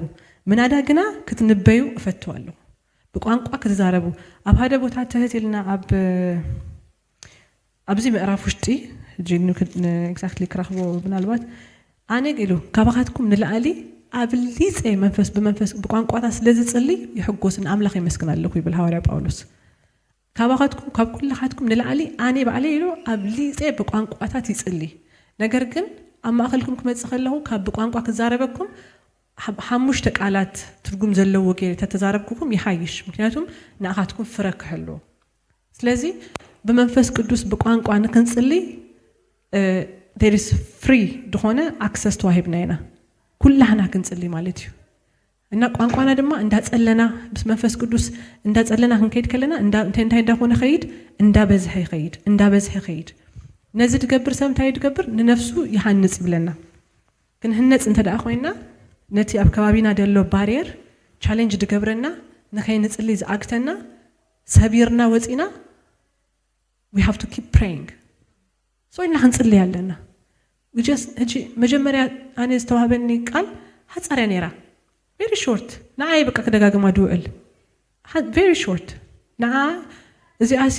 ክንዴት ኮን ትርጉም ህልዋ I just keep repeating it ነታ ዘለኒ I will just do it again ክንደጋግሞ ከለና ካልእ ድማ ኣፍደገ እንዳኸፈተልና ይመጽእ ምክንያቱስ ንምንታይ ተደበልና ብንእሽተይ ዝተኣመነ ብብዙሕ ከዓ ይሽየም ስለድኾነ he will give us more እንዳከፈተልና ኸይድ more ናብቲ dimension ውሽጥ ድማ እንዳኣተና ንኸይድ ማለት እዩ እና ክንብል ይብልናል we have to ኩልኻትኩም ቋንቋታት ክትጽልዩ ኣይትከልከሉ በቋንቋታት ድጽልይ ንነፍሱ ይሃንጽ ክንህነጽ ተኾይና ክንቢልድ ኣፕ ክንከውን ተኾይና ክንምዕብል ክንወጽእ ኣብ መንፈሳዊ ዓለም ክንገዝእ ዶሚኔት ክንገብር እንተዳ ኮይና we have to pray in tongues ካብዚ ድበለጸ ድማ እንታይ ይብላሎ በትንቢት ክትንበዩ ድለዩ ይብለና እጂ ምስ ቋንቋን ትንቢትን እንዳነጻጸር ዛረበና ኣብ ምዕራፍ 14 ቀዳማይ ቆሮንቶስ እንታይ ይድብለና ደሎ ክትንበዩ ግን አዚኩም ድለዩ ኣነ ሓደ ነገር ተማሃርኩ ነገር ትንቢት እንታይ ይደሊ ምድላይ ይደሊ ናይ እግዚአብሔር ትንቢት ናባኻ ክመጽእ ተኾይኑስ you have to desire it ክደልዩ ለካ እግዚአብሔር ሆይ አርኤኒ ተዛረበኒ ጸውዓን ሞ አቤን ስውር እንዴት ፈልጡ ነገር ከነግረካ ይድበለ እግዚአብሔር ኣብ ምድላይ አርእስኻ ትሕት ብምባል እጂ ኣነ እኮ ትንቢት ይዛረበኒ ጎይታ እስኪ ጽንሁ ገለ መለይለሲ it doesn't work that way ናትና ናይ ልብና ትሁትነት ምድላይ ምጽማ ኣብ ንቁጽን ኣብ ደረቀን መንፈሳዊ ከፍስሰ ይድበለ ኣብኡ ዝኾነ ኣብቲ ድሌት ውሽጢ ኣብ ዘለኻዮ ቦታ ናይ መንፈስ ቅዱስ ድማ በኃይሊ ትንቢቱ ይገልጸልካ sometimes ሓደ ነቢያት ጽቡቕ የገልግሉ ጸንሁ በቃ ብዙ ነገር ክዛረቡ ብዙ ነገር ገብሩ ጸንሁ at some point ሰይጣን መንገድ ኣለዎ ሰባት የተስ እስኻ ከማ ካድበለ በቃ ኤግዛክት እኮ አይኻነ ጌርካኒ ምናምን ብቻ ተፈላለየ አቅጣጫ ገይሩ እንታይ ገብሮም ናብ ርእሶም ከም ዝጥምቱ ገብሮም ናብ ርእሶም ከዛ እንታይ ይኾን ከምቲ ናይ ቅድም ጎይታ ዳኣየሎም ዝነበረ ከኣየሎም ኣይትርኢን ኢኻ እቲ እንታይ እንዳኾነ መጽ እንዳተሓተ እንዳዝሓለ መጽ እቲ ናይ ክስታይና ኣብ ምንታይ ደሎ ግን መንፈስ በዓልኻ ይኮንካን ካብኡ it's from him ካብ መንፈስ ቅዱስ በዓሉ ተዛረቡ እዩ ትንቢት ክትዛረብ ትኽእል እምበር በዓልኻ ይኮንካን ፈልሲፍካ ወይ ንእግዚአብሔር ክስታይ ጌርካ ተምጽኦ ወይ ስኻ ስፒሪቹዋል ገለልካ ይኮንካን ነቲ ናይ መንፈስ ነገር ተምጽኦ ካብ እግዚአብሔር ፍሎድ ገብር እዩ ማለት እዩ እና ክንደልዮ ምድላይ ምትህትና ንእግዚአብሔር ምብሃግ ትንቢት ንኽንዛረብ ድማ ክንጸምዕ ይደልየና እግዚአብሔር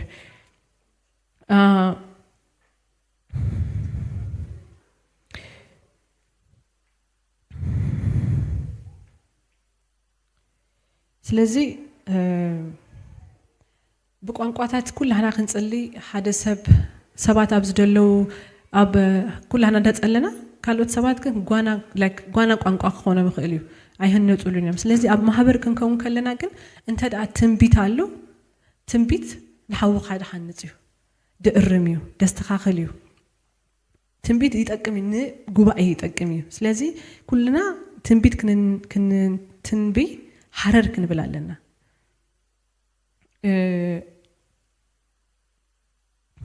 እዚ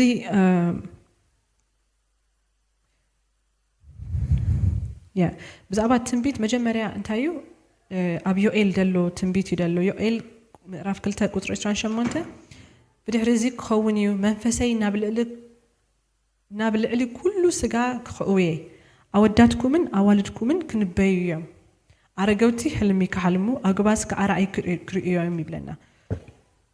እግዚአብሔር አምላክ መንፈሱ ከፍስስ ከም ዝኾነ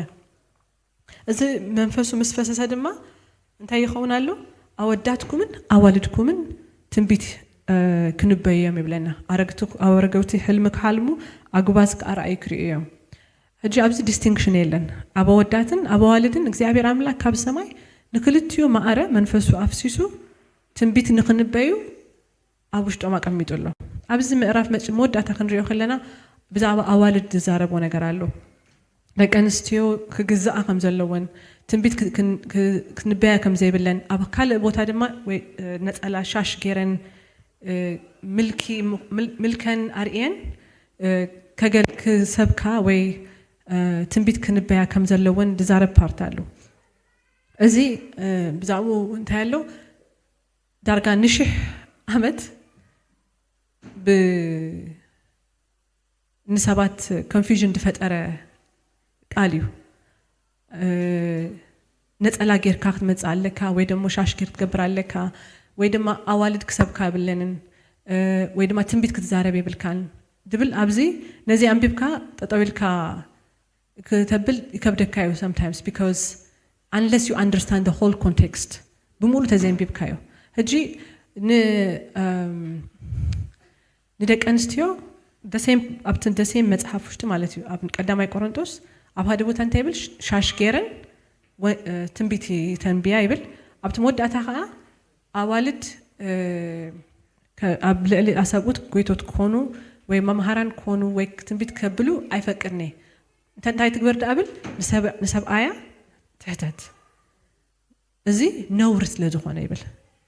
ነውሪ ይብል ሕጂ እንታይ እዩ በቲ ካልቸር ኣብቲ ናቶም ታይም ዝነበረ ካልቸር ናይ ኣንስቲ ደቂ ኣንስትዮ ከምኡ ዓይነት ካልቸር ይደሎ ሕጂ ወላ ንባርያ ንግዙእ እቲ ግዙእ ሲኢሉ ነቲ ጎይትኡ ይገዝኣዮ ይብል ምሽ ብደንብ ተገዝእዎ መታን ናትካ ንመን ክረአይ ነቲ ዋናኻ ናይ እግዚአብሔር ማንነት መታን አይደንቲቲ ክረአይ ሕጂ ብዛዕባ ኣዳት ሕጂ ኣብዚ መጽሓስ ሓደ ኩጉተተካ ትደለየስ እንታይ ትብሎ ተኣለይ ትብሎ ምሽ ከም ባርያን ጎይታን ኮይኑ ማለት እዩ the same ከዓ ነቲ ካልቸር ኣዳት ሞመንት ዝነበረ ኣተሓሳስባ ኣዳት ሞመንት ዝነበረ ባህሊ ሓልዩ ዋና ሐዋርያ ጳውሎስ ፎከሱ እንታይ እዩ ከመይ ገይሩ ነቲ ወንጌል ናብ ኩሉ ሰብ ክበጽሕ ይኽእል ዝብል እዩ እና ደቂ ኣንስትዮ ንሰብኡተን ክግዝኡ ክእዘዙ ይግባእ እዩ 100% ግን ነፀላኻ ተሸፍት ጌርካ بعلها تفلت تلقاس تجزء على خمالته يكونن تمجزء أسي نايل بيو قبل بخايا خات تبل قبل بخايا خات تجزء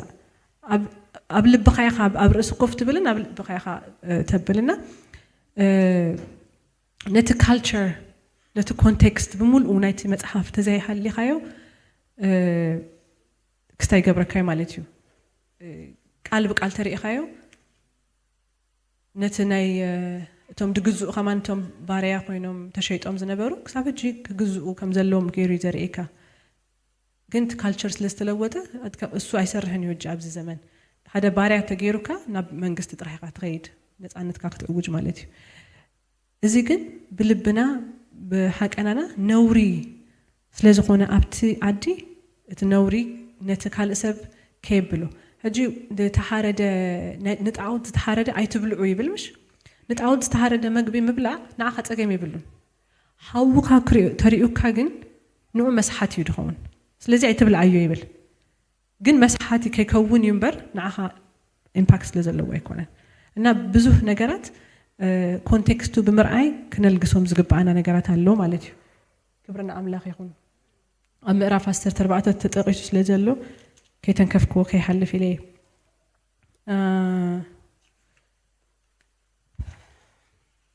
هاليلويا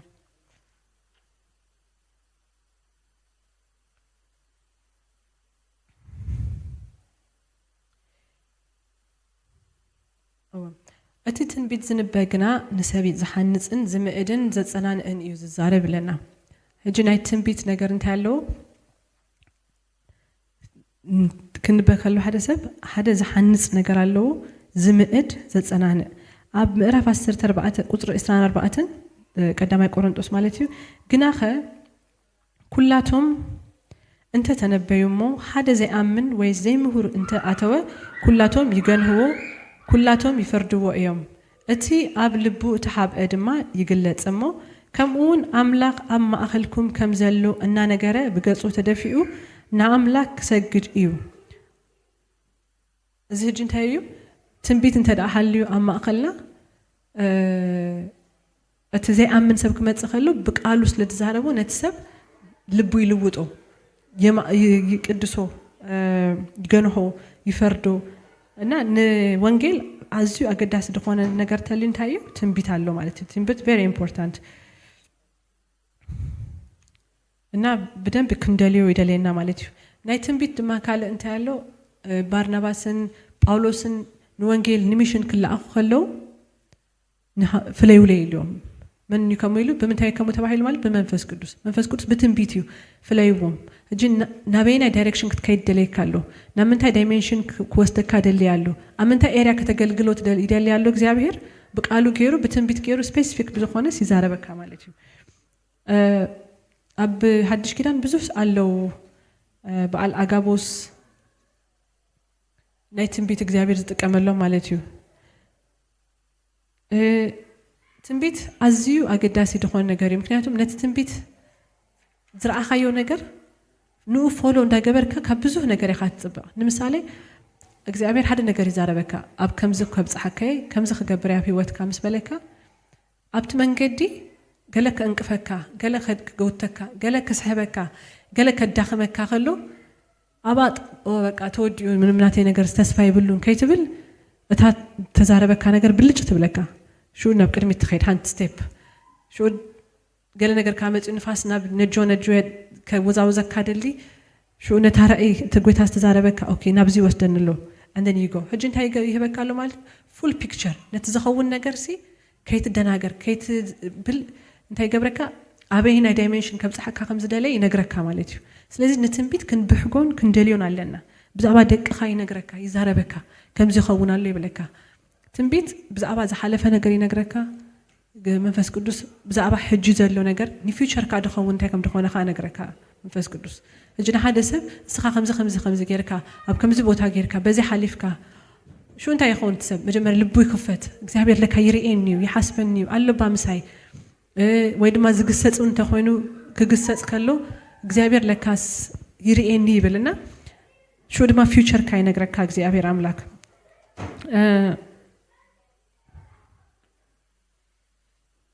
ካብዚ ውሽጢ ሕጂ ብዛዕባ ትንቢት ናይ ትንቢት ጥቕምታት ክንርኢ ከለና ንኣብርሃም ከም ነቢ ኣይኮንና ንፈልጦ ከም ኣቦና ኣብርሃም ኢና ንሓስቡ ግን እግዚአብሔር በዓሉ እንታይ ኢልዎ ኣሎ ነቢ ከም ዝኾነ ተዛሪቡሎ ኣብ ዘፍጥረት ምዕራፍ 20 ቁጥሪ 7 እንታይ ይብል መን ሽሙ ሓደ ንጉስ ከይዱ ንሳራ ሓፍተያ ምስ በለ አቢሜሌክ ከይትትንክፋ ሰይትብ ነቢያ ሰብኣይ ነቢዩ ሞ ይጽልየልካዩ otherwise ፍርድ ክመፀካ ኢሉ እና ነቢ ከም ዝነበረ አብርሃም ይነግረና አብርሃም ትንቢት ማለት the first place ትንቢት ማለት እንታይ ማለት እዩ ካብ እግዚአብሔር ሰሚዕኻ ምንቅስቃስ ማለት እዩ ካብ እግዚአብሔር ምስማዕ ማለት እዩ ምስማዕ ሹ ምንጋር ናይ እግዚአብሔር ማውዝ ፒስ ምዃን አፉ ትኾናለኻ ማለት እዩ ከመይ ጌርካ ኢኻ አፉ ነቢ ትኸውን just ናይ እግዚአብሔር ድምፅ ምስማዕ አብርሃም እጅ ድምፁ ይሰምዕ ነይሩ ናይ እግዚአብሔር ከመጀመሪያ ጀሚሩ ውፃእ ክብሎ ከሎ he listens and he goes out ከምዚ ገብረካይ ሰማያት ከዋክብት ተመልከት ውፃእ ባህሪ ተመልከት ክብሎ ከሎ ጠሚቱ he believed ንሙላድ he believed ብድሕሪኡ እንታይ ገይሩ ኣሎ ነቲ ትንቢት ሹ አሚኑ ስለደሓዞ እቲ ትንቢት ከኣባና ተፈፂሙ ማለት ነው ተፈፂሙ አብርሃም ብዛዕባ መን ከዓ ነጊርዎ ጎይታ ብዛዕባ ሎጥ ከዓ ነጊርዎ ንአብርሃም ብዛዕባ ሎጥ ክነግሮ ከሎ እታ ምድሪ እግዚአብሔር ከጥፋ እዩ ዝደሊ ነይሩ እታ ምድሪ ከጥፋ ከሎ ግን በአብርሃም ገይሩ ይሓሊፉ ንአብርሃም ክነግሮ ነይሩዎ ንአብርሃም ምስ ነገሮ እንታይ እዩ he intercede ኣብ ማእኸል ኣትዩ ነቲ ጥፍኣት ናይ ሓዉ ንኸይከውን ኣብ ማእኸል ኣጊትዎ ማለት እዩ ሕጂ ንሕና ከዓ እግዚአብሔር ትንቢት ክህልወና ከሎ ኣብ ጉባኤ ትንቢት እንተዳሓልዩ ንስኻ ናይ ሓውኻ ሓላዊ ሓውኻ ትኸውን ማለት እዩ ከምዚ ኸውን ኣሎ ብዛዕባኡ ኢሉ ተነጊሩካ you intercede ጎይታ እዚ ነገር ከምዚ ክትገብር ኣለካ ናብ ከምዚ ከብፅሖይ ተይሉ ጎይታ ኣብ ከምዚ ከብፅሓካ ደሊሎ ስለዚ you support that person ትድግፎ እጅ እንታይ ይኾናሉ ትተሓናነፅ ምክንያቱም ንሓደ ሰብ ደይኮነስ ንማሕበር ዝተዋሃበ ስለደኾነ ይሃንፀናን የማዕብለናን ማለት እዩ ትንቢት እጅ ሙሴ ዝዓበየ ነቢ ዝዓበየ ዶ ክብሎ ምክንያቱም እግዚአብሔር ከምኡ ገይሩ ከምዚ ፊት ንፊት ዝተዛረበውስ የለን ነቢ ተሎ ሲሉ ብራእይ ወይ በቃል ዝዛረቡ ንሙሴ ባሪያ እኮ ፊት ንፊት ይዛረቡ ኢሉ እና ሙሴ ባዕሉ ክዛረብ ስለ አንተ ከማ ምን ያፍተ ተዛረቡ ነራ አፍድ ፈጠርኩ ባዕላ ይኮንኩን አነ ክዛረብ አይክልኒ ኢሉ በቃ አሮን ሂቦሲ አሮን ስኻ ከም አምላክ ከም ጎይቱስ እሱ ድማ ንኣኻ ነቢ ይኹን ካይሎ እና አሮን ናይ ሙሴ ነቢ ነይሩ እና እቲ እሱ ክዛረብ ዝደልዮ ሙሴ ክዛረብ ዝደልዮ ነገር ንአሮን ይነግሮ አሮን ስሙ ኢሉ ይነግሮ ማለት እዩ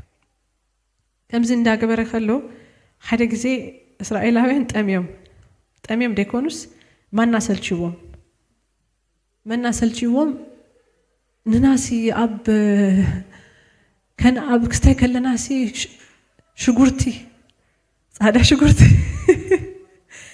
በብዓይነቱ ቅመማት ስጋ ኩሉ ነገር ንበልዕ ነርና ኣብዝኮ ብጥሜት በቃ ማና ንጎማና ምሸት ማና ሰልችና የገለምስ በሎ ኤኒዌይስ at that moment ሙሴ በጣም ከቢድዎ በጣም ይበቃ እግዚአብሔር አምላክ ኢሎ ነዚ ኩሉ 600,000 ህዝብሲ ኣብ ለለ ያሸኪምካኒ ከቢዱኒ ጨኒቁንሎ ኢሉ because ነቢ ስለዝኾነ ጾር ናይዞም ኩሉ ኣብ ልዕሊኡ ይደሉ እሱ ምክንያቱም እሱ በቃ መንጎ ኢንተርሲድ ገብር ከጥፎም የክብሎ ከሎስ ናዕጥፋኒ ነዚኦም ከይትንክፎም he's in the middle በቃ ነቢዩ ካብ እግዚአብሔር ሰምዕ በቃ ምህረት እንደሓተተ መንገድ እንዳርአየ ድመርሆም ዝነበረ ሙሴ ሕጂ እንታይ ኮይኑ ብሰንጸርጸሩ በቃ ሽኡ በቃ ንሙሴ በጣም ከቢድዎ شو مس كبدون تايلو እግዚአብሔር በቃ እኔ ከቢዱኒ ዝኩሉ ሰብ አብለለ ያሸኪም ካኒ I can't do it ገላይሎ እጂ sometimes ነቢ ምዃን ኣብ መድረኽ ወጽዩ ሃሌሉያ ከምዚ ገለ ክብል ከሎ ሓደ ነቢ ዝኾነ ሰብ ንቀነ ዋው ጎይታ ከመይ ይጥቀመሉ ሰብ ገለላሲ will just be so impressed አብለልዩ ተሸኪሙ ወደሎ ጾር ግን አይነርዩን አነስተብሎኒና ሙሴ ከቢዱ ወይደሉ ከምዚ ጎቢጡ ይደሉ እና ቀይ ባህሪ ዝትርትር ማይ ጉድነስ እምኒ ተርቲሩ ማይ ይፈልቀሉ ከዛ እንታይሎ በልህራይ 77 ምረጽሞ ንቶም 70 ካብናትካ መንፈስ ወሲዲ ክቦሜ ጾር ከጻውሩ ኻይም ይብሎ ማለት እዩ ከዛ ኦኬሉ 77 ተመሪጾም እግዚአብሔር አምላክ መንፈስ ካብ ሙሴ ወሲዱ ነዞም 70 ይህቦም ማለት እዩ ህጅዞም 70 መንፈስ ቅዱስ ምስተቀበሉ አብዘዘለው ቦታ ኮይኖም ክንበዩ ጀሚሮም ክልተ ሰባት እዮም ከይመጹ ተሪፎም ኢያሱ እንታይሉ እዚኦም ከይመጹ ተሪፎም ሲም ይንበዩለው ኢሉ ምስበሎ እዋይባ ኩሉ ሰበባ ተዝንቢ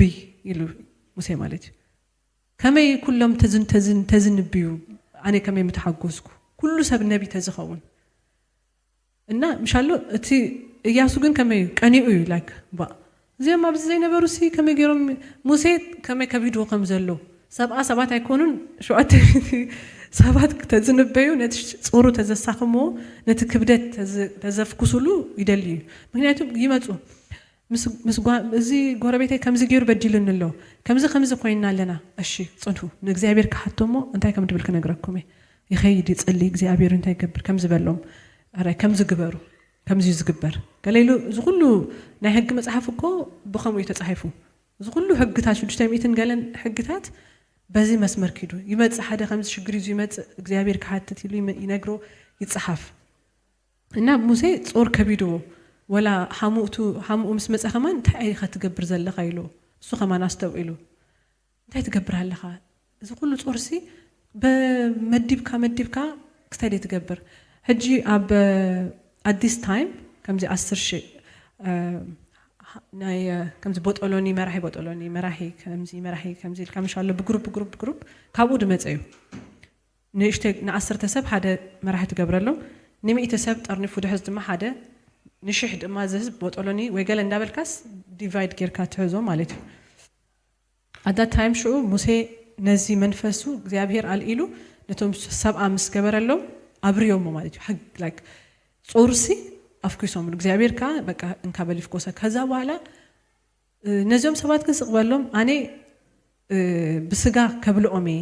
ኢሎ ማለት እዩ አንታ እግዚአብሔር እጂ ከተብለን ይኻ ነዚኦም ሲ ከመጌርካ ይኻ ከተብልኦም ስጋ ካበይ ከመጽዩ ውሕጅ እኳ ክስታይ ተኾነ ከማንሲ ክኸውን አይክእልን እዩ እዚ ከመይ ክኸውን ይኽእል ጎይታ በቃ ኢሉ በቃ ቅሉጽ አይብቦ ተጨኒቁ sometimes ጎይታ ተዛረበካ ነገር ደይ መስል ክመስል ይኽእል ከመይ ንዓይዶ ጨንቀኒ ኢሉ እግዚአብሔር ንዓይ ጨንቀኒ ንዓይ شو نفاس همزيو كام نصرا نزوم برنيغو همزيو مدر مليئوا كساب زقبو شو قال مزيو مبلع امس جمرو بفنጫሁም كساب زوص نورهدهم تبلو تبايلهم بساب فنጫሁም كساب زوص اليوم نموسى ግን አቀም ዘይ ጨንቆ እንታ እግዚአብሔር ተተዛሪቡ እዚህ እንታይ ክብል ክመረና ይኸል እግዚአብሔር ይዛረብ እንበር ለከፍጽሞ እንታይ ይጨንቆ እግዚአብሔር ተዛሪቡ ካዲው ነገር ሓደ ነገር ኢሉዲው ንከይፍጽሞ ስታይ ጨንቆ ናአኻሪኡ አይኮነን ተነቢቡ ነትኩነታት ካሪኡ አይኮነን ተዛሪቡካ ዘለኻዮ ፖዚሽን ሽግርካ ድክመትካ ኩሉ ነገራት ከይፈልጡ ናትካ ክእለት ተአማሚኑን አይኮነን ከምዚ ገብሬሉ ክዛረበካ ከሉ ንመንዳ ተአማሚኑ ንርእሱ እጂ ሙሴ ኪዳ ነዞም ህዝብ ያውጻየም ክብሎ ከሎ ዋኔ ኮ ከምዚ ይላል አኔ ኮጾም ይከደለሎ ኪድ ከምዚ ግበር ክብሎ ከሎ ሲ ሙሴ ንርእሱ ይጥምት stop looking at yourself ንእግዚአብሔር ጠምቶ ነተ ተዛረበ ነቲ ከምዚ ክገብሬን ዝበላይ ኻጥምቶ እንበር ንነፍስኻ ዲኻ ትሪዮ አነኮ ክንብይ አይከልኒ አነኮ ቋንቋ ክጽልይ አይከልኒ እግዚአብሔር ከዛረብ ይኽእል እዩ እግዚአብሔር ክገብር ይኽእል እዩ እግዚአብሔር ትንቢት ከበካ ይኽእል እዩ ዝተነበየው ነገር ዝበለካ ነገርካ ክፈጽሞ ክገብሮ ይኽእል እዩ ስለዚ put your faith on the lord አብ እግዚአብሔር ናእመን እንበር አባና ይኮንና ነገራትና እንዳርአና አይከውን እንብል ስለዚ እግዚአብሔር ነዝን ከይገብና አይዶ እንታይ ይጨንቀኒ አኔ በቃ ዝቃልሲ ከምዚ ጸባይ አስቲን ጣም ያሐጉስኒ ናይ እንት ሐሉ ዝጨንቀኒ ነገር አለው ናይ ወራእዮ መባሽ 600,000 ሰቦሞ ከምዚ sometimes 2,300 ኮንፈረንስ ሰብ ተመጽዩ ብዙሕ ሰብ ኮይኑ ዝስማዓካ 600,000 ሰብ ሙሉእ ሲ ጽባሕ ስጋ ከብልዖም ከመይ ጌርካ ኸውን ንዓይ ዝጨንቀኒ የለን ንእግዚአብሔር ዝጨንቁ ወላ ሓደ ነገር የለን እቲ ዝጨንቀና ንዓና እዩ ነታ ኣተሓሳስባና እዩ ዝጨንቁ እግዚአብሔር ግን ዝጨንቆ ነገር የለን ሃሌሉያ ስለዚህ ክብርን አምላክ ይሁን ስለዚህ ትንቢት የድለናዩ ማለት እዩ እግዚአብሔር እንታይ ይብላሉ at this very moment ክንፈልጦ የድለናዩ መጽሐፍ ቅዱስ ተዋሂብናዩ ጴጥሮስ ካላይ ጴጥሮስ ምዕራፍ 1 ካብ 19 ክሳብ 21 አዝዩ ዝጸነ ቃል ትንቢት ከአለውና ይብል I think I'll just open it በጣም በቃ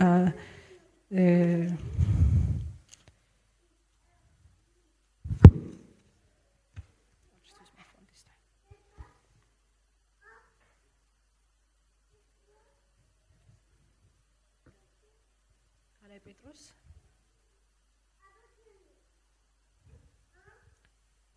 ምዕራፍ 1 ካብ 19 አዝዩ ዝጸነ ቃል ትንቢት ከአለውና ምድሪ ክሳብ ዝወግህ ኮከብ ጽባህውን ኣብ ልብኹም ክሳብ ዝወጽእ ኣብቲ ስፍራ ጸልማት ከም ዘብርህ መብራህቲ ጌርኩም ታስተብሃልኩሞ ሰናይ ትገብሩ ኣለኹም ኩሉ ጽሑፍ ትንቢት ትርጉሙ ካብ ርእሱ ከም ዘይኮነ ቅድሚ ኩሉ እዚ ፍለጡ ትንቢት ሲ ቅዱሳት ሰባት እዮም በመንፈስ ቅዱስ ተመሪሖም ካብ አምላክ ተዛረብዎ እምበር ከቶ በፍቃድ ሰብ አይመጽን ይብለና ማለት እዩ ምዕራፍ አዝዩ ዝጸነ ቃል ትንቢት ከአለውና ብላለሁ አዝዩ ዝጸነ ቃል ትንቢት ምዕራፍ 1 ቁጥር 19 ካላይ ጴጥሮስ እንታይ ይብለና እዚ መጽሐፍ እዩ አዝዩ ዝጸነ ቃል ትንቢት ኣብዚ ተጻሒፉልናሎ በዓላቶም ደይኮነስ በመንፈስ እንዳተመርሁ ዝጻሓፉ ማለት እዩ እጅ ብዛባ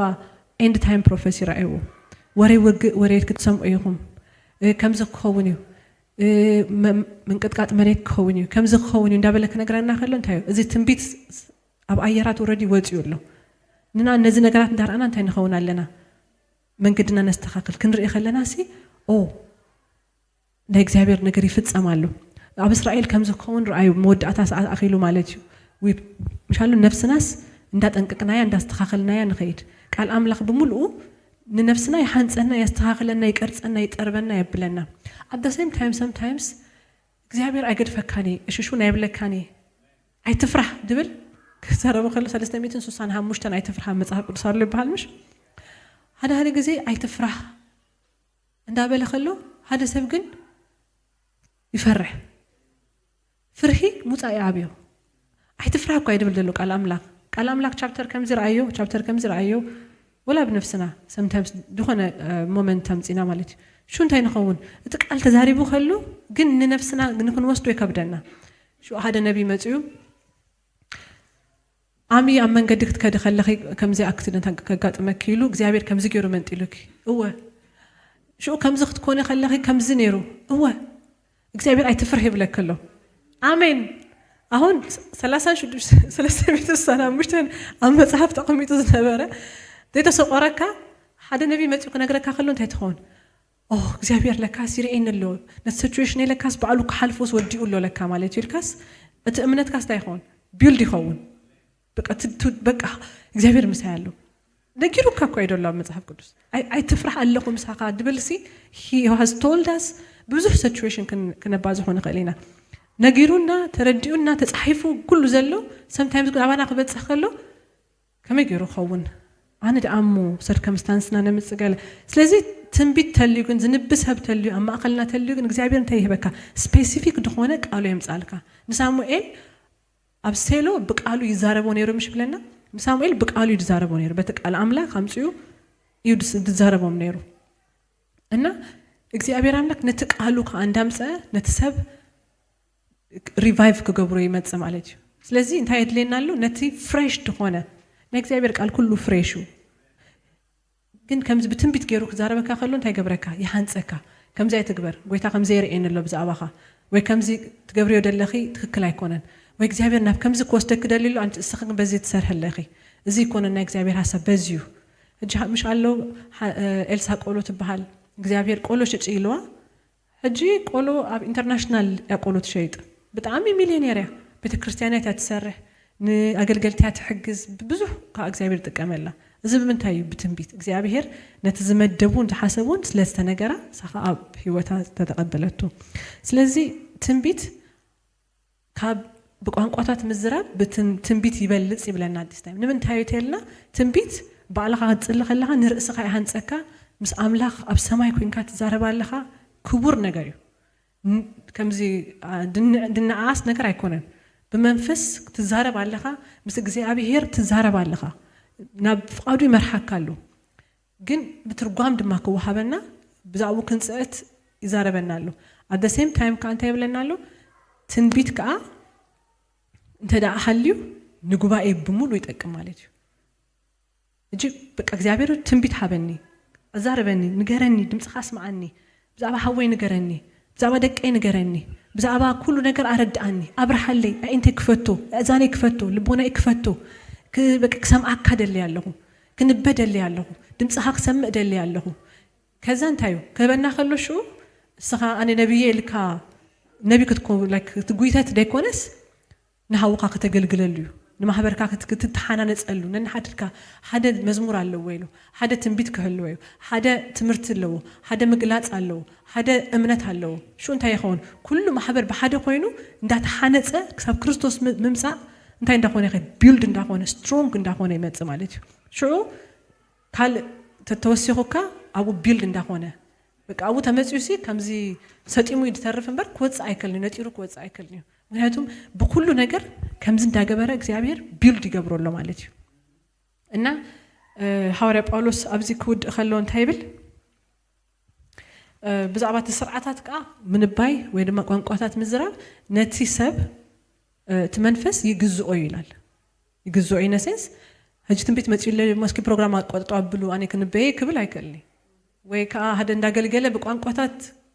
ክጽልይ በቃ መንፈስ ተድሪኹንሎ ይለስ ታይለስ መንፈስ ግን አኻሲ ግዝአካ ስርዓት ደይብሉ ከሆነ አይፈቅድኒው በስርዓት ክንገብሮ ጉንቦዩ አብዚ ኩሎም ዋጭ ይብሉ ስለዝነበሩ ስርዓት ከተሕዞም ስለዝደለየ ብስነ ስርዓት በአገባብ ከመገሮም ከምድገብሩ ቋንቋታት ተልዩ አብዚ ክስታይ ገሮም መስትርጓም ገሮም ክገብሩ ትንቢት ተልዩ ደሞ ሓደ ሰብ ክልተ ሰብ እንዳወጹ በብሪጋ ክንበዩ ከም ዘለዎም ይረድኦም ማለት እዩ አመወዳታ ክስታይ ክገብሩ ይነግሮም ክንበዩ አዝዮም ክደልዩ ቋንቋታት ምጽላይ ድማ ከይክልከሉ ይነግሮም ማለት እዩ ከይን ወሐልኩም ካለ ነካሉ ሰባት አይዛረበኔ ክብርና አምላክ ይሁን እግዚአብሔር ይመስገን ሕጂ በቃ ነዚህ ቃሉ ነዚህ ትንቢት መንፈስ ነዚህ ናይ ቋንቋ ምጽላይ መንፈስ ነቲ ክብሩ ምክንያቱም ቋንቋታት ምጽላይ ወይ ድማ ብትንባይ ማለት ምስ እግዚአብሔር ምዝራብ ማለት እዩ communicating to him ምክንያቱም እንታይ ይሉ አንተም ዘኽብሩንስ ይሉ በሐቅን በመንፈስ ተም ዘምልኹንስ በሐቅን በመንፈስን ከምልኹን ይላል በሐቅን በመንፈስን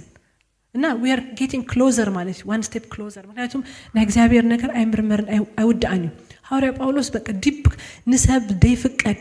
ሰብ ከሰሙ ዘይፍቀድ ሰብ ቋንቋ ደሰም ሰብ ፈልጥ ይሉ ናብሳል ሳይሰማን ሰማይ ተወስደ ሰብ ፈልጥ ይሉ there is a bigger dimension a bigger level ካል ህልፍ ምባል አሉ በጌታ በኢየሱስ ክርስቶስ ሕያው ስም ነዚህ ነገር በቃ መመልሱ ናብት ስፒሪቹዋል ክስታይ ዲፕ ከትወና በኢየሱስ ክርስቶስ ስም መመልሱ ክገልጸልና ቋንቋታት መመልሱ ክበና መመልስና በቃ ኢመርስድ ክንከውን ክንዛረብ ክንጽልይ ምሱ ጉጅም ክንብል ሃሌሉያ ሚስጥራት የእልልሉ ሚስጥራት ክንዛራረብ ምሱ ሚስጥር ከማለት ሁሉ ናውሽጥኻ ናብት ዲፕ ንኻልሰቡን ከይት ነግሮ ንኖርማል ሰብ ከይድካ ዴታ እልሎ ሚስጥር ሲ ንዝከበረ ላይክ ትረስት ንዝገበር ካዮ ሰበኻ ትዕልሎ ሚስጥራት ዘዛረበና እግዚአብሔር ሚስጥራት ናይ ሰማይ ሚስጥራት ናይ ውሽጥና ነገር ሪኡ ደጸልየና ነቲ ነገራትና ኩሉ ከምዚ ገይሩ ዝትርትሮ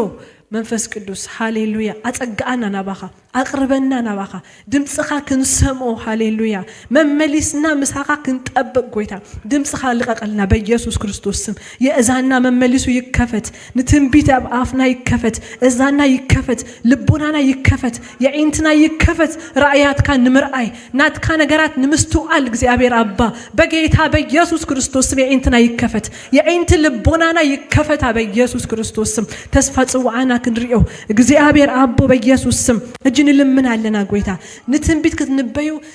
በሐጉ ድለይዎ ከም ድበልካና ንደልዮ ለና ጎይታ ንደልዮ አሎና ባባ በኢየሱስ ክርስቶስ ስም ንደልዮ አለና ባባ በጌታ በኢየሱስ ክርስቶስ ስም ድምጽኻ ክነስተውሎ መመሊስና ክንሰምኦ እግዚአብሔር አባቶይ በኢየሱስ ስም ንቃልካ ክንዛረቦ ጎይታ ብሽም ኢየሱስ እግዚአብሔር አባቶይ እስኻ ህያው ኢኻ ትማሊ ህያው ነርካ ዛ ሎሚ ህያው ኢኻ ጽባሕ ኮን ህያው ንዘላለም ህያው ኢኻ እግዚአብሔር ትነምልኸካ አምላክ ህያው ኢኻ ጎይታ በኢየሱስ ክርስቶስ ህያው ስም ክንዘራረብ ምሳኻ ጉጅም ክንብል እግዚአብሔር ሚስጥርና ክነእልለካ ካብቲ አእምሮና ዝርድኦን ለዓሊ በመንፈስ ምሳኻ ጉጅም ክንብል ምሳኻ ክነእልል እግዚአብሔር ኣብቲ ሕላውነትካ መመሊስና ኢመርስድ ክንከውን ጎይታ በኢየሱስ ክርስቶስ ስም እትንዛረቦ ድማ ምግላጹ ክትበና ጎይታ በኢየሱስ ክርስቶስ ህያው ስም ትርጓም ቋንቋ ክትበና እግዚአብሔር እንጽልያለና ንቋንቋ ምትርጓም ክትበና እግዚአብሔር ሆይ በኢየሱስ ስም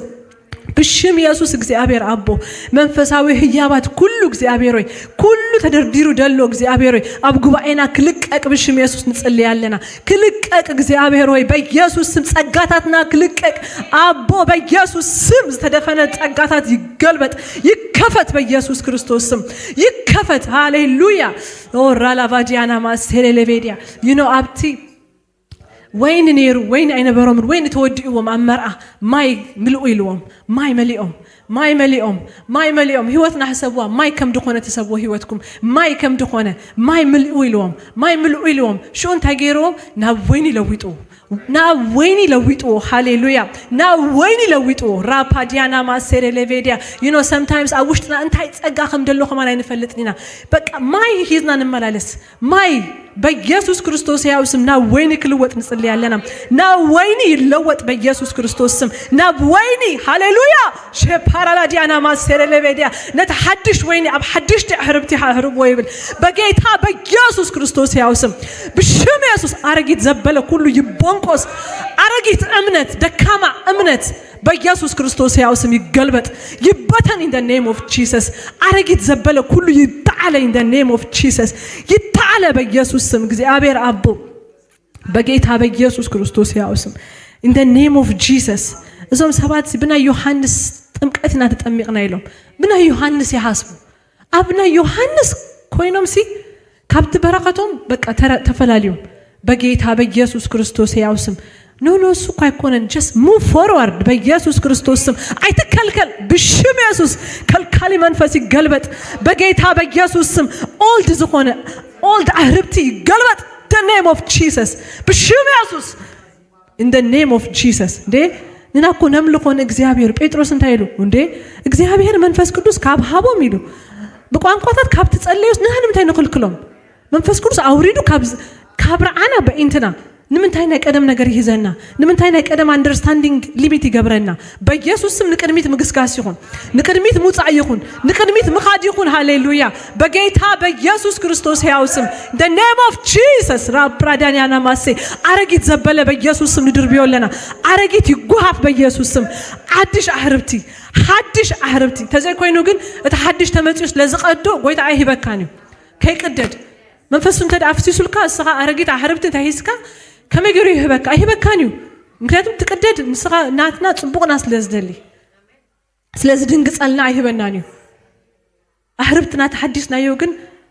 ወይንና ህቀየሩ በኢየሱስ ክርስቶስ ያው ስም ወይን ህቀየሩ in the name of Jesus ክንደ ጸጋታት አሉ ተአፊኑስ ተቀመጠ አብ ክንደ ሰባሉ ጸጋታት በቃ ከምዚ ደፊና ደሐዝናዮ በጌታ በኢየሱስ ክርስቶስ ስም ንከይልቀቅ ጎይታ ንከይሰርህ በቃ ደፊና ደሐዝናዮ بسنكر ديزنا سجيرنا موسى بزي مقالنا بقيتها بيسوع سم سجيرنا نوت نسجر علينا هجيكن بيسوع سم نسجر علينا in the name of Jesus ريب هاديانا اتسامين مدرن زفت أنا أملاخ كم زيو دابلنا we have to take it we have to go ahead በኢየሱስ ክርስቶስ ያስም ስገሩ ተይሉና ምስጋሪ ቀይ ባህር ተተርቲሩ ስገሩ ተይሉና ምስጋሪ በኢየሱስ ክርስቶስ ስም ንዓይንታ ይትብለንለ ኸይሉ በትሪ አብኢድ ካይደሎ ወቅዓዮ ይሎ በኢየሱስ ስም በትሪ አብኢድና ይደሎ ወቅዓዮ ቀይ ባህር ክትርተሪው በኢየሱስ ብንቁጽ መሬት ካክት ከይዲኻ በጌታ በኢየሱስ ክርስቶስ ያውስም ማይና ወይን ዝቀየር ጎይታ ማخلናሎ ሃሌሉያ ና ወይኒ ሃነነነን እንድብል ወይኒ ሬፕራላ ዲያና ማሰረ ለቤዲያ በጌታ በኢየሱስ ክርስቶስ ያውስም እግዚአብሔር አባትና አምላክ ሆይ መመሊስና ትንቢት ክንዛረብ ጎይታ የእዛና ክትከፍቱ ድምጽኻ ክንሰምዓካ ጎይታ ክንሰምዓካ ባባ ክንሰምዓካ ኢየሱስ ሃሌሉያ ሃሌሉያ እንታይ ይኸውናሉ ትማል እንታይ ተገይሩ ሎም እንታይ ይገብራሉ ጽባህ እንታይ ከውዲው ክትነግረና ከባኻ ክንሰምዕ ሃሌሉያ ደቅ መንም ካስናይት ዘመን ምምርማሪ ክእሉ ነይሮም ይሉ ሃሌሉያ ነተ ዘመን ይምርምሩ ይፈልጡዎ በቃ ንምንታይ በቃ አለው ማ ኮኔክሽን ምስ እግዚአብሔር ነዚህ ነገር እኮ ካለ ሰብ ክፈትሁ አይክእልን ይሉ እግዚአብሔር መንፈስ ተዘይኮይኑ ሲሉ ዳንኤል ዮሴፍ ቆላይ ከሚሉ ለእግዚአብሔር መንፈስ ተዘይኮን ካለ ነዚህ ነገር ክምርምሩ አይክእልን ይሉ ስለዚህ we need his spirit መንፈሱን ተዳሰሜና ኢየሱስ ክርስቶስ አኔ ጎይታዬ ክብል ክመጽዩ ሀደ አኔ ከምዘ ክብል ክመጽዩ ሀደ ሐሳዊ ነብይ ካቅመጽዩ ብና አጋንንት መንፈስ ተመሪሁ ዘገልግል ዝዛረብ ክመጽዩ ከመገርካ ዲሰርን ትገብሮ ከመገርካ ትፈልዮ በጌታ በኢየሱስ ክርስቶስ መመሊስና ምስት መንፈሱ ምጥባቅ ይኹነልና መመሊስና ናቦ መእታው ይኹነልና መመሊስና ናቦ ክንለግብ ይኹነልና ሃሌሉያ ዲሰርኒንግ ስፒሪት የድለየና ተአምራት ዝገብር የድለየና እግዚአብሔር አባት ቋንቋ ዝትርጉም የድለየና እግዚአብሔር ቋንቋታት በተፈላላያ አይነት ላንጉዌጅስ እግዚአብሔር ናይ ምድሪ ክትበና ንጽልይ እግዚአብሔር ሆይ በኢየሱስ ስም ናይ እምነት ጸጋ ናይ ኩሉ ጸጋ እግዚአብሔር የድለየናሉ ብሽም ኢየሱስ የድለየናሉ ነዛ ምድሪ ሐሊፍካ ሐበና ይልና ንጽልይ ነዚ ምድሪ ነዚ ስያብካ ድማ ሐበና ጎይታ በኢየሱስ ስም ሐበና እግዚአብሔር ሆይ በጌታ በኢየሱስ ክርስቶስ ሕያው ስም ኦ ክብርን አኻ ይሁን እግዚአብሔር ሆይ ክብርን አኻ ክብርን አኻ ሃሌሉያ ክብርን አኻ ጎይታ ይኖ ሐዋርያ ጳውሎስ በተዘመንቲ ብዙ ሐሰውት ነቢያት ተላይሎም ነሮም ሐሰውት ነቢያት አለው even sometimes በቋንቋ ጽልድ መስለካሰብ በካል አይነት ቋንቋ ጽልይ ድግና አይነት መንፈስ ከመጽኸል እዚ ሁሉ ከሎ እጅ አብዚ ዘመንና እዚ ድማ ብዙ በትንቢት ጸጋ ተሱ ለትንቢት በጣም ዝገነነሉ ታይም ነው ነገር ግን ሰብ ፍርሂው ድማላለስ ንትንቢት ንኸይን ደልዮ እቲ ኮራፕት ድኾነ አትሞስፌር እንታይ ይገብረናሎ ከይን ደልዮ ከማን ይገብረና ካብ ትንቢት ንምርሐቅ ሳብ ክንርሐቅ ንደልየሉ ሲቹዌሽን ያጋጥመና ሐዋርያ ጳውሎስ ግን እንታይ ብሎም አሎ አዲስ ታይም ትንቢት ቋንቋ አይተከልከሉ ትንቢት ከአዚኹም ድለይው በሐጎ ክትንቢዩ ድለዩ ካራ ክትቆርጸሉ ትኽእል መቲርካ ክትበልዓሉ ትኽእል ገለገለ ሰባት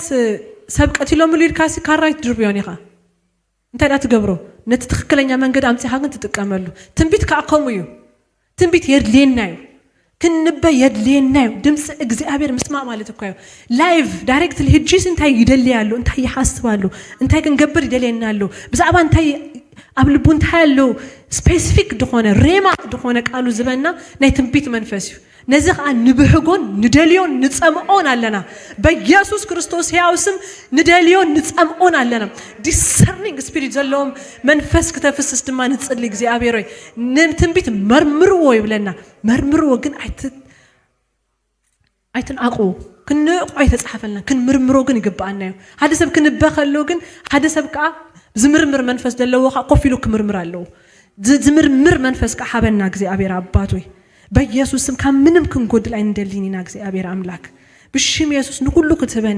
ክትህበና እግዚአብሔር አባት ሆይ ክትህበና ጎይታ መንፈስ ቅዱስ ሪቪል ከውን እግዚአብሔር ሆይ በኢየሱስ ስም ንጽልይ ከምት በዓል 50 ድወረድካ መንፈስ ቅዱስ አበዓል 50 እግዚአብሔር ሆይ ኦ መንፈስ ቅዱስ አብይን ድንቅን ድገበርካ መንፈስ ቅዱስ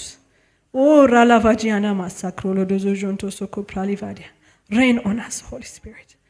ora la vagiana magiaro lo dozojon prediana magica taraladiana magia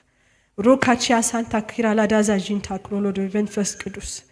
ora gianta serele desegente se kemprali vagina matra dana tutto copereledia cikradiana magere levedia ጂራሎ ዶዞጆን ተሶኮ ፕሬሌቬጂና ማካሪያ ተቆጻጸር ጎይታ ዝግባይ ተቆጻጸር እግዚአብሔር መንፈስ ቅዱስ ተቆጻጸር ሃሌሉያ ተቆጻጸር ሃሌሉያ ሐዊድ መስል ከአስ ልሳና ርዕሶም ወደዳ ይድካ ድንቅ ተአምራት ንክገብሩ በቋንቋታት ንክዛረቡ ናትካ ነገር ንክገልጹ ናይ ሰማይ ነገር አምድሪ ሪቪል መታን ከውን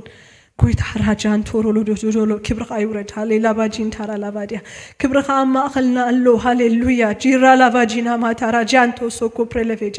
ረዚን ክብሪ ድስማዓኒ ሃሌሉያ ረዚን ክብሪ ናይ እግዚአብሔር ህላውነት ናይ መንፈስ ቅዱስ ፕሬዘንስ ሻፕራዲያና ማቼሬ ለዴዜጀንቴ ሰካማሪጃ ጃብራ ላጃን ቶዞ ጃንቲካ ጃራ ላጃና ቻንታራ ጃንታ ሳጃራ ላጃ ጀራ ላጃንታ ሳጃራ ላዲያዛ ጃንታራ ጋጃራ ላባጃና ጆጆሎ ጆጆሎ Bereledia Jaro Lobajina Ralajana Ralajana Ralaja Jara Labajin Taralaja Jaro Bajin Taralaja Raja Brolo Dojon Soko Chere Leveja Liraja Zanteke Prejantari Gadozo Jonta Kianta Jara Laja Diradozo Jon Pereledia da Jim Pajana Kotoro Ketente Session Teke Mereledia Bagita Beg Jesus Christos Hausum Hallelujah Hallelujah Rezin Kibraha O Mefes Kedus Shaproja Zantaka Jandari Lada Zajanta the manifestation of the Holy Spirit Yabat Kajo prejana tajantara laja le prajanta zejenta digara la dazajanta sikarolo vedia dirada zajanta sekere leveja I feel it በቃ መንፈስ ቅዱስ በቃ ከምዚ ከብ ካሎ ይሰማዓንሎ ልብኩም ተኸፊቱ ይቀበል there is something እግዚአብሔር መንፈስ ቅዱስ ክበና ዝደለየው ለማልቲ ክበና ዝደለየው ዘዳለውና ዘምጻላ ነገር አሉ ህያብ አሎ ይዙልና ድመጹ ዴት ክንቀበሉ ልብና ይከፈት በኢየሱስ ስም there is something በቃ ከሙ ይዝርድ አንደሉ አብ ጉባኤ ራብ ቻራላ ጃና ማሳ ጃንቶ ኮፕሬሌቬጃ በጌታ በኢየሱስ ስም ቅባል ይሁን ልብታት ይከፈት ኦ ራጃንታ ሰከጀረ ላጃንታ ጃራላዲያ ሊፕራላ ጃንታ ሰከረሌቬጃ ማራላ ጃንታ ሰካሮሎ ባጂ Tara lavaja o krala bidano majira la kadia o jikanto komedene jezente kapra lavaja hallelujah goita hallelujah jira lavaja hallelujah goita ናይ ሰማይ ቋንቋ ክንዛረብ ናይ ሰማይ ራእይ ክንርኢ ናይ ሰማይ ነገር ክነስተውል ናይ ሰማይ hallelujah ናይ ሰማይ ወጅጋራ ላጃና ማጃ Ruchari Gadiana Maja, Prolo Jozon, Preledezegen, Takiara Lamadia, Liradozon, Pereledia, Crolovadina Matisako Meredia. Hallelujah, Manfes Kudus, Wochi Paro, Dogote Impadina Maja. O Kabur Manfes Kudus, O Libari Ladiana Masi, Karolove Geneva, Sikara Lavaja, Nimbra Lavagina Masere Levegina, Macarolo Dozon, Perelevedia. Manfes Kudus, Ochi Kasan Kitara Lavaja. I feel it. Next, Abir Manfes. ክበናዝ ደለዮ ህያባት ድመጽ ነገር አሉ there is something we are receiving right now በኢየሱስ ክርስቶስ ስም ንቀበሎ ነገራት አሉ ንቀበሎ ንወስዶ ነገራት አሉ ድህበና ነገር አሉ right now hallelujah hallelujah hallelujah ንቀበሎ ነገር አሉ ለማዓልቲ ንወስዶ ናይ መንፈስ ቅዱስ ህያብ አሉ ንቀበሎ ነገር አሉ hallelujah ልብና ተኸፊቱ ይቀበሎ በኢየሱስ ስም ይቀበሎ ተማይ መስተንቀሳቀሰኻ ነጥሩ ዘአተወሲ ይፈወስ ነበር አይሉ ነጥሩ ዘአተወ በኢየሱስ ክርስቶስ ያውስም ነጥሩ ዘአተወ ናብትማይ ትማይ ከመልአክ መጽኡ ከንቀሳቀሶ ከሎ ሃሌሉያ መንፈስ ቅዱስ መጽኡኻ ደፊው አይበካን ልብኻ ከፍት ይደሊ ክትቀበሎ ይደሊ ምስኡ ክትተወቅ ክትወስዶ ይደሊ ሃሌሉያ ክትዋሃድ ከምዚ ማይን ጸባን ዝዋሃድ كم يخبك توحد هاليلويا موحد هاليلويا أورا لافاجينا ما سكبرنا أخاقوي تامن فسكندوس Oh, thank you, Holy Spirit. Thank you, Jesus. Thank you, Lord. Thank you. Hallelujah, Goita. Hallelujah, Baba. Manfes Kudus tabaraka Baba tamasken. Thank you, Lord. Thank you. Thank you. Thank you. እግዚአብሔር ተመስገን ክብርና አኻይኩን እግዚአብሔር ተመስገን እግዚአብሔር አባቱ ተመስገን እግዚአብሔር ህቶታትና ሂዝናስ ለደን ወጽ እግዚአብሔር ነገራትና ሂዝናስ ለደን ወጽ ቃልካ ሰሚዕና ድምጽኻ ሰሚዕና አወትና ሂዝናስ ለንኸይድ ጎይታ ነመስግነካለና ኦ እግዚአብሔር ተመስገን ክብር ሁሉ ለአኻይኩን ለእልነብለካ እግዚአብሔር አባቱ ንባረከካን ክብ ነብለካ እግዚአብሔር ተመስገን Thank you, Lord. ክብር ሁሉ ለአኻይኩን ሃሌሉያ ተባረክ Thank you, Jesus. Oh, hallelujah. Thank you, Lord. ተባረኩ ጌታ ይባረክ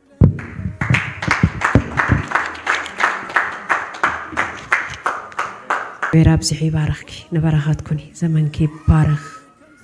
ሃሌሉያ በሐቂ لومي دمصو انت سمعهم لبهم يتتررهم زبلا قالوا هاليلويا لبنا كل شعنع كفوتيو هاليلويا قويتا لبنا نعها كل كزي كفوتيو እግዚአብሔር አባባ ሃሌሉያ በሐቅ እግዚአብሔር እዚህ ካባሃ ሆነ ድምጽ እግዚአብሔር በሐቅ ድማ እግዚአብሔር ነዚ ንደሊዮን ሐረር ንብሎና አባባ እግዚአብሔር በዚህ ድምጽ ስለዝ መጻኻነ መስግነካን ወድሰካን ለልነብለካን ናዕቤካን ጎይታ ሰራዊት አቦ ስለ ባሪያኻ ድማ ተመስገን ተባረኽ ለዕልበል ብሽም ኢየሱስ ጎይታዬን አምላኸይን ስኻብሮኸ ዘመና ሁሉ እግዚአብሔር ብሽም ኢየሱስ ተባረኽ ይሁን ወለዳ ቤታ ሓዳራ ሁሉ ይባረኽ መንፈሳውን ስጋውን ጉልበታ ሁሉ ይተሐደስ ብሽም ኢየሱስ እግዚአብሔር ጎይታ ኃይላ ከመዓልትታት ይሁን ብሽም ኢየሱስ መመሊሳት ገለጽ ጎይታ መመሊስካ እግዚአብሔር ጎይታ ሰራዊት እግዚአብሔር አባዬ ጸጋህ አብዝሐላ ቃልካ ግለጽ አላ ባባ ንውዝሓት ንምፍታሕ እግዚአብሔር ጎይታ ሰራዊት ንውዙሕ ፍታሕ እግዚአብሔር ጎይታ ሰራዊት ንውዙሕ ዝተጠላለፈ ነገራት ንምፍታሕ እግዚአብሔር ጎይታ ተጠቀመላ ብሽም ኢየሱስ ክብርን ስምካ ተመስገን ለዕልበል ሃሌሉያ